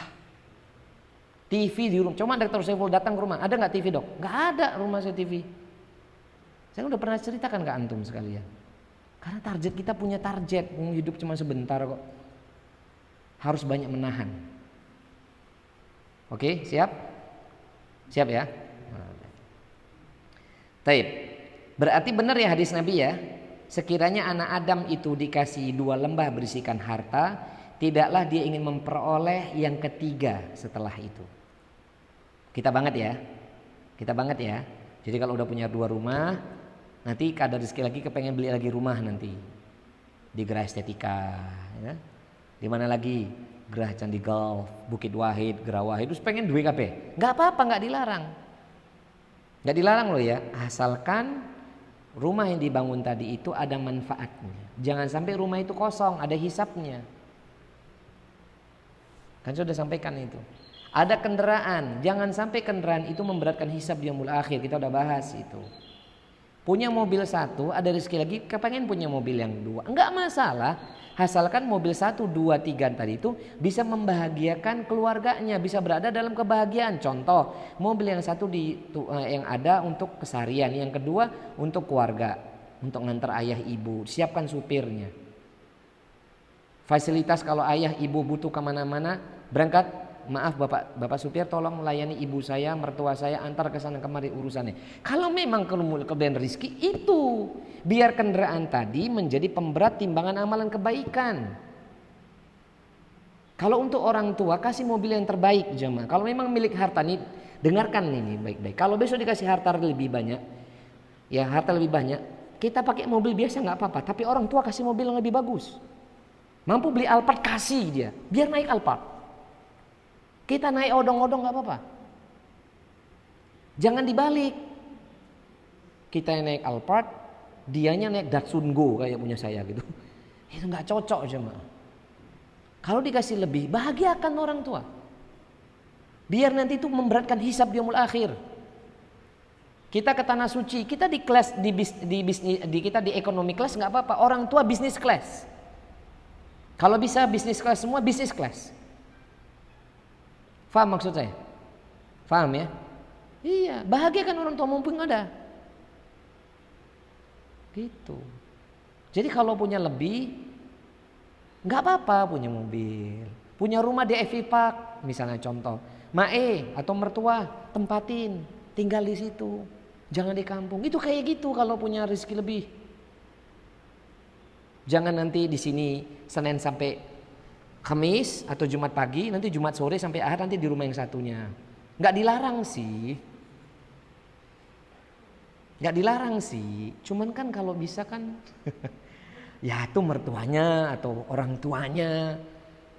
Atau kalau punya lebih tuh adik-adiknya, adik mah kamu belum daripada ngontrak tinggal rumah Kang Mas. Tempati di situ. Dah nggak usah mikirkan. Kamu tinggal jemput rezeki Allah, nafkahi anak istrimu, rumah nggak usah kau pikirkan. Itu kalau dikasih harta lebih. Paham ini? Betul banget gak ini hadis Nabi? Realistis banget gak? Ada kan? Nah, berarti manusia itu memang tidak pernah berhenti. Lalu Nabi mengatakan wala yamla'af jawfa ibni Adam ila turab, dan tidaklah terpenuhi mulutnya anak Adam kecuali dengan tanahnya. Maknanya apa? Anak Adam itu tidak akan pernah berhenti ketidakpuasannya itu sampai mulut itu dibenamkan tanah atas dirinya alias mati. Berarti makna dalam hadis ini, kita ini punya satu karakter yang mungkin pernah kita singgung di pertemuan-pertemuan sebelumnya, punya satu karakter yakni merasa tidak puas dalam semua hal, terlebih-lebih dalam perkara dunia. Dan ketidakpuasan itu akan berhenti kalau kita sudah mati. Makanya ini ibu-ibu ya, saya memohon kepada Allah semoga istri saya, anak-anak keturunan saya dan Anda sekalian serta anak-anak keturunan Anda, murid-murid saya, jadilah sebagaimana istri-istri Nabi yang mampu bertahan untuk tidak merasakan nikmatnya dunia berlebihan. Karena banyak seorang laki-laki yang kalah dengan istrinya ketika istrinya menuntut lebih dari apa yang telah cukup hari ini pada dirinya. Faham? Mas, mosok dari nikah sampai sekarang cuman punya emas ini doang mas, sama kalung si tok mas, bu yo tambah meneh mas, ya Allah mas. Ya nggak apa-apa, itu boleh, bukan berarti nggak boleh ya. Wis ditukok ke bojone, mas yang ono sing berliannya to mas. Mas masa pakai motor butut to mas, Astuti Astrea 73. Masa pakai CB to mas, mbok beli sing Nmax atau Xmax mas. Wis duwe, wis udah milik nih mas. Kayaknya hujan mas sekarang kota Semarang nih, September, Oktober, November, Desember mas. Mbok tuku mobil to mas, kredit rak popo, ada? Mulai dah. Hah? Hah? Nggak paham nggak ini jamaah? Paham ya? Bu, tahan ya, mbak tahan. Kalau memang suaminya hanya mampu di situ menafkahi kamu, menafkahi kalian, sabarlah. Sabar. Paham ya? Sabar. Karena kalau dituruti terus nanti kita nggak akan pernah berhenti keinginan itu. Paham ya maksudnya ya? Dan wahai para laki-laki, juga bukan kemudian kita, oh istri saya udah ngaji kok, saya santai-santai aja jemput rezeki. Ya juga nggak kayak gitulah. Paham maksud saya? Kalau kita bisa kasih lebih kepada anak istri kita, pahalanya lebih besar. Paham ini? Ada juga seorang suami, terkadang-kadang mungkin, ya ini juga bagian nasihat buat diri saya khususnya. Ini berkaitan dengan hadis ini ya, merasa tidak puas. Kadang-kadang ada juga suami, dia tidak sadar, semoga saya dan Anda dijaga. Yakni ketika Allah Ta'ala telah memberikan karunia qanaah pada diri seorang istri, sikapnya sederhana, nggak mau berlebih-lebihan dari performnya, dari penampilan segala-galanya. Suami karena lingkungannya itu lingkungannya yang high gitu kan, ketemu dengan eksekutif atau eksklusif lah, apalah eksekutif lah mungkin gitu ya. Jadi dia ingin istrinya terupgrade. Ada juga model suami kayak gini. Harusnya suami bersyukur dong kalau istri itu udah qanaah. Bener gak sih? Bener gak sih? Ini gak dek, kamu jangan kayak gini lah penampilan, malu Kang Mas. Ayo kamu tak kenalkan dengan salon-salon kecantikan itu. Oke gak apa-apa. Tapi bukan untuk show up keluar. Istrinya cantik tuh buat kamu, bukan buat teman-teman kamu yang kamu pamerkan di meeting bisnismu itu. Paham ini? Paham ya? Kalaupun tampil necis suaminya wajar karena ketemu banyak orang. Istri simpan kecantikannya buat kita. Walaupun kemudian gak juga pas diajak pergi ketemuan acara, istri cuma pakai mukena doang, kan gak lucu jamaah. Paham maksud saya ya? Mukena dalam tanda kutip, paham maksud saya? Juga bukan pakaiannya yang acakadul. Minimal dia menjaga murah atau izzahnya suami. Gak harus mahal itu pakaiannya. Gak harus pakai tas Chanel. Ngomongnya Chanel bukan channel aja mah. Chanel gitu ya. Gak harus pakai tas Hermes sampai gemes gitu ya. lihat harganya. Nggak harus pakai tas sepatu yang harga 5 juta, enggak. Yang penting tampilannya rapi, tertutup auratnya gitu ya. Dan itu nggak bau gitu ya. Minimal nggak bau, iya berangkat nemani suami. Bawa anak-anak gitu. Nggak usah dipaksakan gayanya. Hujan ini. Allahumma shayyiban nafi'an. Insyaallah ini dapat rezeki lagi kita. Udah nggak usah mikirkan apa helm. Lanjut ya jemaah ya. Jadi benar nggak anak Adam ini kalau dikasih rezeki lebih dari 1 pasti ingin 2. Kalau dikasih 2 ingin 3. Kalau 3 ingin 4. Tidak akan berhenti sampai mulutnya terpenuhi dengan tanah. Baik jemaah yang dimuliakan oleh Allah, kita akan berbicara dulu tentang apa makna taubat yang pernah kita singgung. Jadi sini keutamaan taubat ya. Jadi intinya di sini wa khairul khata'ina tawwabun, dan sebaik-baik orang yang melakukan kesalahan adalah dia bertaubat kepada Allah. Lalu Ustadz apa kaitannya dengan yang Ustadz jelaskan tadi? Manusia kok punya perasaan yang tidak puas terhadap rezeki? Ya itu tadi kalau ketidakpuasan itu diturutin, pasti jatuh kepada kesalahannya lebih banyak peluangnya daripada tidak. Faham maksud saya ya? Jadi kalau dikaitkan dengan taubat, kan seakan-akan gak ada kaitannya nih hadis tadi dengan taubat. Paham ya? Sebenarnya ada kaitannya, siaknya ada. Apa siaknya? Siakul ahwalnya apa? Hubungan peristiwanya apa? Seorang yang tidak bisa mengendalikan syahwatnya atau ketidakpuasannya itu cenderung lebih banyak jatuh kepada kesalahan. Sehingga untuk dia bertobat kepada Allah Ta'ala itu agak berat dalam ikhtiar ya. Paham ini? Paham ini dokter? Paham ya jamaah ya? Paham ya? Maka kuncinya sebagaimana hadis sebelumnya, kalau masalah makan, marotibnya tingkatannya cukup. Masalah pakaian cukup. Kendaraan tempat tinggal cukup. Supaya apa? Tidak mudah terjatuh dalam apa? Kesalahan. Hingga kita mudah bertaubat kepada Allah Subhanahu wa taala. Faham ya? Faham ya? Alhamdulillah, semoga faham. Lalu kemudian Syekh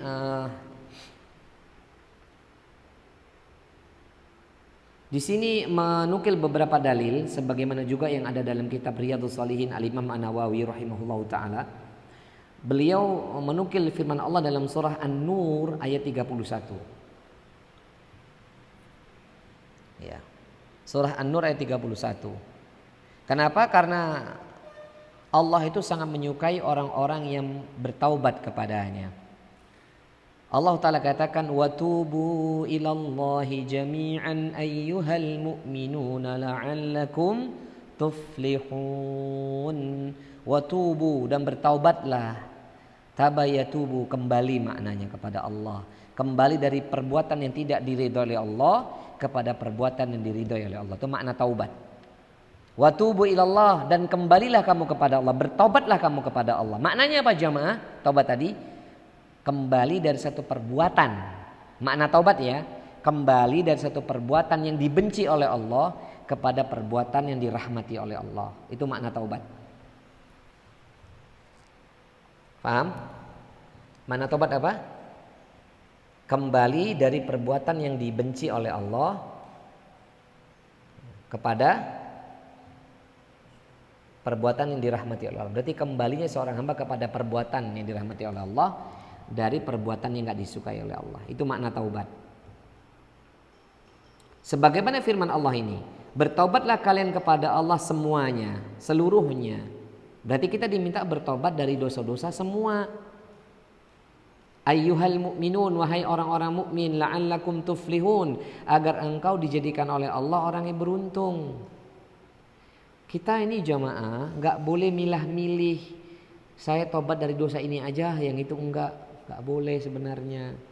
Kalau ingin beruntung di dunia dan di akhirat, kalau ingin hatinya itu sehat, kalau ingin diberikan pemahaman agama, kalau ingin diberikan jasadnya itu kuat untuk beribadah dan jauh dari maksiat, faktor yang terkuat salah satunya adalah bertaubat kepada Allah. dari semua dosa. Gak boleh milah-milih. Saya yang ini nanti ajalah, yang ini dulu. Paham ya? Ini idealnya ya. Idealnya itu gak boleh milih-milih seperti makanan prasmanan. Paham ya? Jadi kalau tobat ya semuanya kullu dzambin. Semua dosa. Mampu, jangan bilang gak mampu. Insya Allah mampu. Mampu dulu, insya Allah dibantu sama Allah. Saya gak mampu Ustaz. Jangan gitu, nanti gak mampu beneran. Itu kan ada kisah tuh. Dalam kitab Riyadhus Shalihin ada seorang sahabat Ansor yang diingatkan Nabi. Kita udah pernah bahas juga dalam Kitabul Jami. Yang diingatkan Nabi ketika dia makan disuruh pakai tangan kanan. Dia kan makan pakai tangan kiri. Dalam Kitabul Jami itu kita bahas kok. Dia makan pakai tangan kiri, diingatkan Nabi, jangan kamu makan pakai tangan kiri. Wala ta'kulu bisimali wa la ta'kulu bisimali fa inna syaitana ya'kulu bisimal. Jangan kamu makan dengan tangan kirimu karena syaitan itu makan dengan tangan kiri. Apa kata dia? Ya Rasul, aku gak bisa makan dengan tangan kananku. Rasul marah. Semoga Allah tidak akan memampukan kamu untuk mengangkat tangan kanan kamu selama-lamanya. Gak boleh ngomong gitu. Ya Ustadz, saya gak bisa lepas dari dosa saya yang ini. Jangan ngomong gitu. Kalau disuruh meninggalkan dosa, apa doa kalimat terbaik kita? Doakan saya ya Ustadz. Ingatkan saya ya Ustadz. Setelah saya berniat dan berazam, tolong saya untuk diingatkan untuk tidak jatuh lagi dari dosa, semua dosa gitu. Walaupun hati ini masih cenderung kepadanya. Paham ya? Walaupun hati ini masih cenderung melakukan dosa itu, tapi tetap kita harus punya niat dan berazam. Serta ada usaha. Perkara nanti jatuh lagi itu urusan ujian kita masing-masing. Paham ya maksud saya ya? Paham ya? Misalnya kita diuji tentang masalah apa? Dosa harta. Riba lah yang paling kecil, riba lah. Ya. Kok kecil Ustaz? Ya kan udah biasa soalnya. Riba, ya penting hatinya nolak dulu, bertobat dulu gitu ya. Berazam dulu. Kemudian berusaha sedapat mungkin. Perkara nanti terjatuh lagi karena kondisi ini futur, ya segera kembali gitu loh. Faham itu ya? Tapi jangan Ustaz, kalau yang semua saya udah sholat, udah puasa, udah ilmu udah Ustaz. Tapi yang 1, 2 dosa itu saya belum bisa Ustaz. Jangan. Paham ya? Berusaha dulu. Perkara nanti jatuh, wake up. Bangun. Istaiqadha. Bangkit. Paham jamaah? Paham? Tayyib. Supaya apa kita ini bertobat dari semua dosa? Supaya apa? Beruntung. Dan supaya mendapat cinta Allah Jalla wa'ala. Sebagaimana firman Allah dalam surah Al-Baqarah ayat 200 kalau saya nggak salah. Coba dicek Mas. Al-Baqarah ayat 200. Kalau Quran pojok dia lembar kanan kalau saya singkat saya. Innallaha yuhibbut tawwabina wa yuhibbul mutatahhirin. Surah Al-Baqarah ayat 200. Benar gak sih? Coba dicek. Benar 200.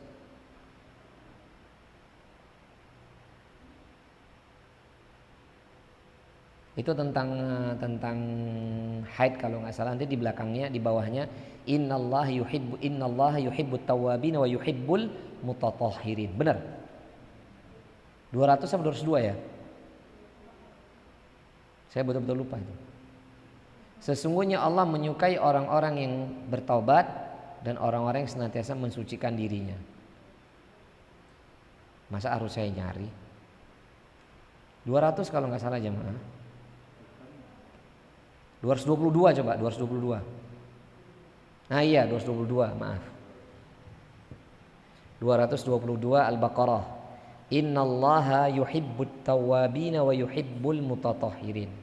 Sesungguhnya Allah senantiasa akan mencintai orang-orang yang bertaubat dan orang-orang yang mensucikan dirinya.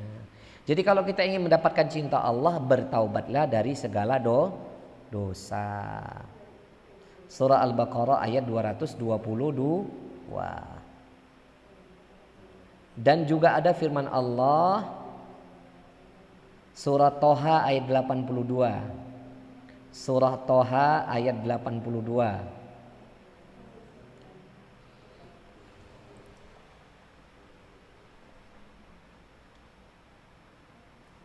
Wa inni laghaffarul liman taba.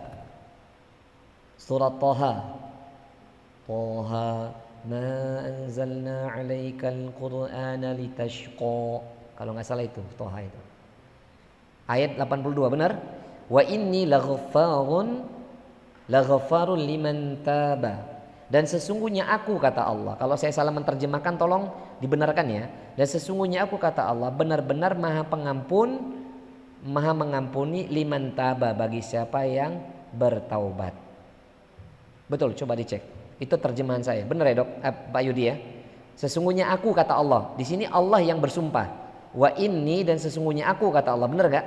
Laghaffarun, benar-benar zat yang Maha Pengampun, Maha mengampuni liman taba, bagi siapa yang bertaubat. Kita ini punya Allah jemaah. Walaupun dosa kita ini menggunung tinggi, hatta sampai separuh bumi, bahkan sepenuh bumi ini, kita masih punya Allah yang Ghaffar, yang Maha mengampuni. Jadi kenapa kemudian kita ini kecil hati? Udah 1,5 jam lebih jemaah saya ngisi. Masya Allah, nggak terasa ya? Nggak terasa loh. Hah? Masih kuning? Masya Allah. Lanjut nggak ini? Gitu ya. Dan bagaimana bertaubatnya? Taubatnya adalah taubatan nasuha. Surat At-Tahrim ayat ke-8. Taubatnya taubat nasuha. Surat At-Tahrim ayat ke-8. Wa qala ta'ala, ya ayyuhalladzina amanu tubu ilallahi taubatan nasuha. Gitu dia. Wahai orang-orang yang mengaku beriman kepada Allah, bertobatlah kita semua kepada Allah dengan taubat yang sebenar-benarnya, semurni-murninya. Taubat semurni-murninya bagaimana? Terakhir, taubat yang murni itu sebagaimana yang dikatakan oleh Al-Imam An-Nawawi, menukil perkataan para ulama ahlu sunnati wal jamaah, taubat dengan memiliki 3 syarat yang kita sudah pernah pelajari. Kalau taubat kita dari dosa kita antara kita dan Allah Ta'ala saja, syaratnya 3. Jadi kalau dosa kita dengan Allah Ta'ala saja, gak ada kaitannya dengan manusia, syarat taubat itu 3. Taubatan nasuha. Jadi kalau kita mau bertobat dari dosa-dosa kita dengan Allah Ta'ala saja, yang gak ada kaitan dengan manusia, syaratnya 3. Ahaduha, yang pertama, ayyuqli'a anil ma'siyah. Tinggalkan maksiat itu. Tinggalkan dosa itu. Apa perintah dari Allah selama ini dilanggar, tinggalkan. Apa larangan Allah selama ini dikerjakan, tinggalkan. Paham ya?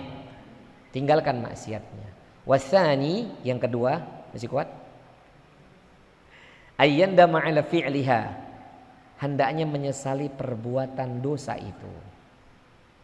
Harus nyesel jemaah. Watsalis, yang ketiga, ayyazima alla ya'uda ilaiha abadan. Berazamlah, bertekad bulatlah agar tidak mengulangi perbuatan itu selama-lamanya. Jadi syaratnya ada berapa? 3 ya. Yang ketiga, bertekad bulat, berazam untuk tidak mengulangi perbuatan itu selama-lamanya. Paham di sini jemaah? Jadi syaratnya 3. Tinggalkan maksiatnya, sesali dalam hati dan berjanji untuk tidak mengulangi selama-lamanya. Lalu ulama menutup, fa in fuqida ahadu thalathah lam tusihha taubatuhu. Dan ingat, jikalau seseorang di antara kita tidak mengerjakan 1 di antara 3 syarat itu, maka taubatnya gak diterima. Jadi 3-3 itu mutlak. Yang disebut taubatan nasuha itu tiga-tiganya harus dilakukan. Salah satu nggak dikerjakan, taubatnya nggak diterima. Dia ninggalkan maksiatnya, tapi nggak nyesel dalam hati, nggak diterima. Dia tinggalkan maksiatnya, dia menyesal dalam hati, tapi yang ketiga nggak dia kerjakan, nggak bertekad bulat. Saya lah hari ini aja lah, besok tak ulangi meneh. Dia nggak berjanji, nggak diterima taubatnya. Dia harus tiga-tiganya one packet. Ya, satu paket ya, one packet namanya ya. Paket one apa one packet teman? Pokoknya satu paket itu, nggak boleh satunya itu dilepaskan, nggak bisa. Paham di sini? Jadi Ustadz, dia nyesel, dia berjanji, tapi maksiat nggak meninggalkan. Contoh orang minum khamar, ya Allah nyesel aku ya Allah, aku nggak berjanji lagi, tapi sambil minum. Ya kan nggak mungkin, ya paham maksud saya? Misalnya dia di warung togel sambil istighfar, astagfirullah ya Allah, saya nyesal ya Allah, saya berjanji nggak akan mengulanginya lagi, tapi tetap nulis urusan togel.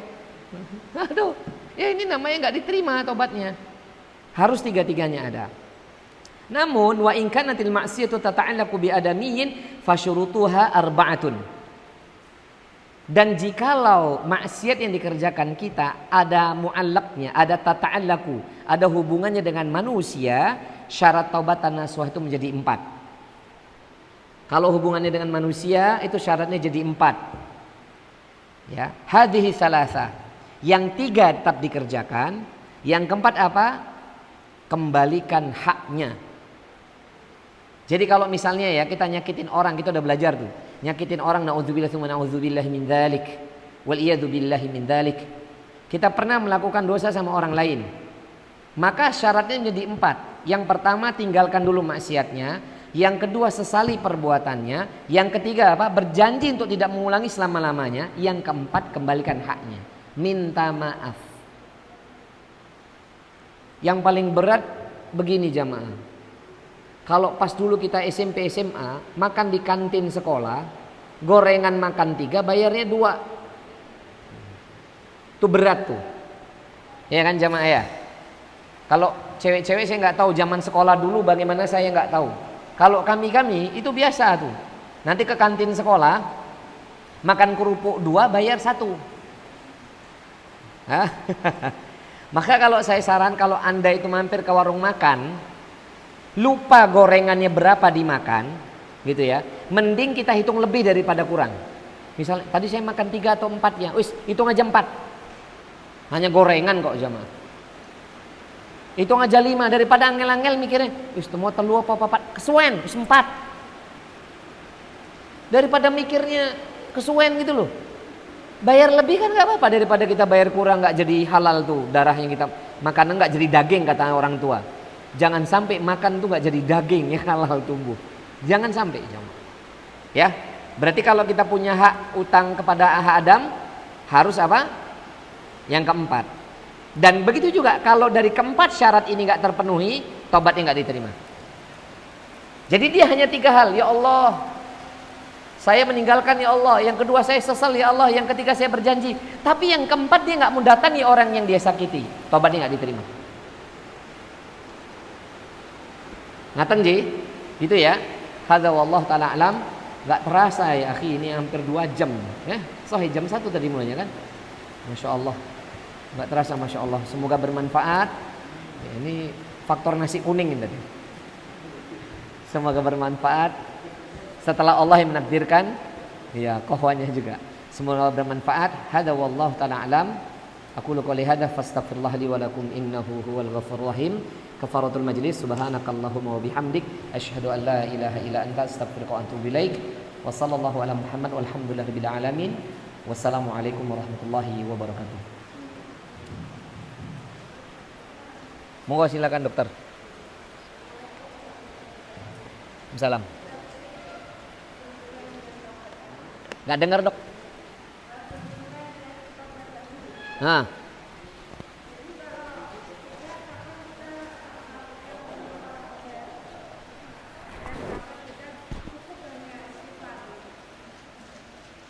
Kapan kita Bertaubat. Oh, istighfar. Iya.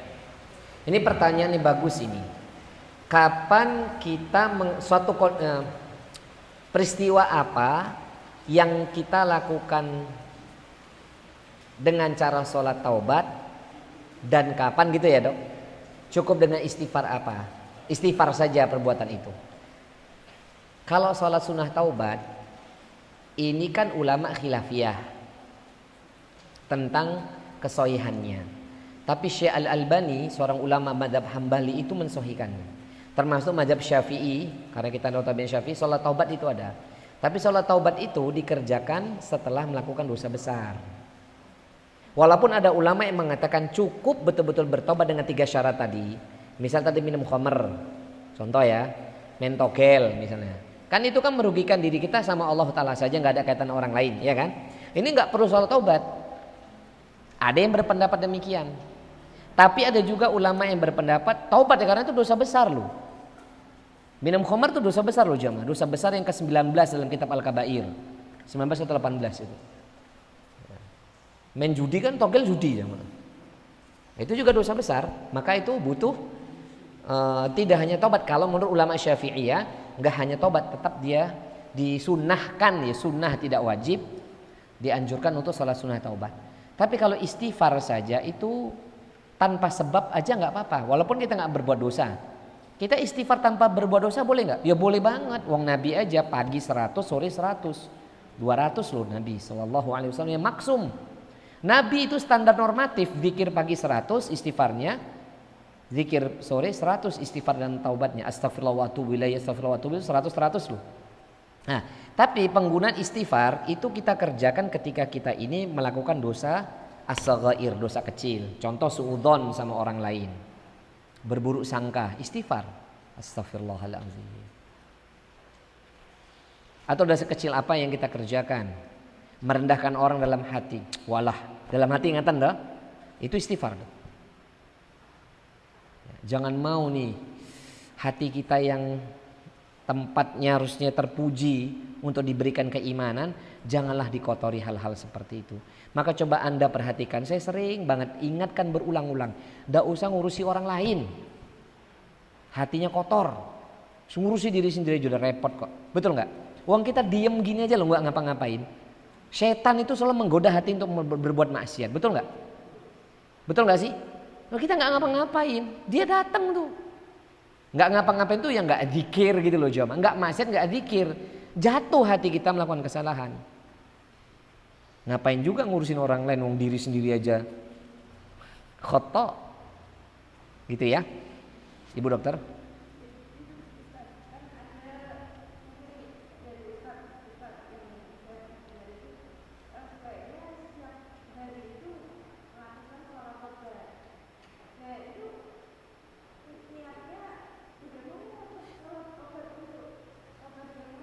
Iya.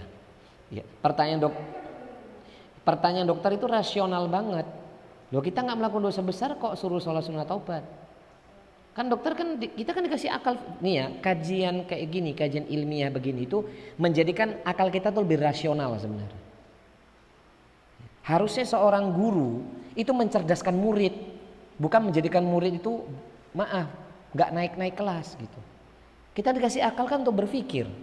Masa kita hendaknya setiap hari kalian sholat taubat. Lah sholat taubat ngapain dong kita nggak melakukan dosa besar? Justru harusnya beliau dan saya kaji lagi kitab-kitab ulama. Karena saya yakin beliau itu bukan ahli fikih. Kalau orang yang tahu ahli fikih tentang syariat, nggak mungkin dia menyuruh orang itu sholat tiap hari sholat sunnah taubat. Kecuali kalau dia tiap hari minum khamr, contoh, ya, togel, ya, contoh ghibah gitu. It's okay lah kalau dia mau taubat gitu, masuk. Lah kalau dosa besar kita nggak kita kerjakan, lah ngapain sholat sunnah taubat? Dia harus tahu tuh asbabul wurud tentang sholat taubat. Ya. Bahkan ada namanya sholat sunnah awabin dalam kitab Bulughul Maram. Sholat sunnah awabin ini dikerjakan di waktu duha. Tapi ada lagi yang menafsirkan malah ba'dal maghrib. Nah ini salah lagi. Wong itu asbabul wurudnya sholat sunnah awabin itu dikerjakan di waktu duha 2 rakaat. Ada yang mengatakan awabin ini adalah orang-orang yang kembali. Apakah itu sholat duha itu sendiri? Itu beda lagi nanti. Apakah itu sholat sunnah taubat yang dikerjakan di waktu itu? Ada namanya sholat sunnah awabin. Kalau bagi madhab Syafi'i boleh dia. Ini madhab Syafi'i ya. Madhab Syafi'i ya. Jangan salah paham dengan saya. Ini boleh dicek dalam kitab Syafi'i ya. Boleh madhab Syafi'i. Karena ini anjuran usolli sunatan awabin rokataini mustaqbil kiblati adallahi ta'ala. Anda jangan mengatakan ini salah loh ya. Karena ini pendapat siapa? Syafi'i. Ya, kita dengan Imam Syafi'i lebih alim siapa? Nah, saya mau tanya. Makanya jangan buru-buru menyalahkan orang yang pakai usolli juga gitu loh. Karena itu adalah pendapat Imam Syafi'i. Saya harus adil loh jamaah. Kalau berbicara fikih saya harus adil. Saya nggak mau menyembunyikan apa yang telah disampaikan oleh ulama-ulama sebelumnya. Jadi kalau ada ustadz yang mengatakan demikian, dia dengan saya harus banyak belajar. Ente ngomong itu dalilnya mana? Kalau saya jelaskan Bulughul Maram, hadisnya jelas. Gitu ya. Dan ulama khilafiyah dalam melaksanakan sholat taubat tadi. Gitu Bu Dokter? Ini sudah asar ya? Ya karena saya jam 4 ada jadwal lagi. Tadinya saya mau berangkat dari sini 2:30 sebenarnya. Qadarullah ini bablas nih, ini sebabnya nasi kuning juga kayaknya. Itu cukup ya ini. Wal akhir wassalamualaikum warahmatullahi wabarakatuh. Ahlan. Oh ya ini beda. Beda dengan ini.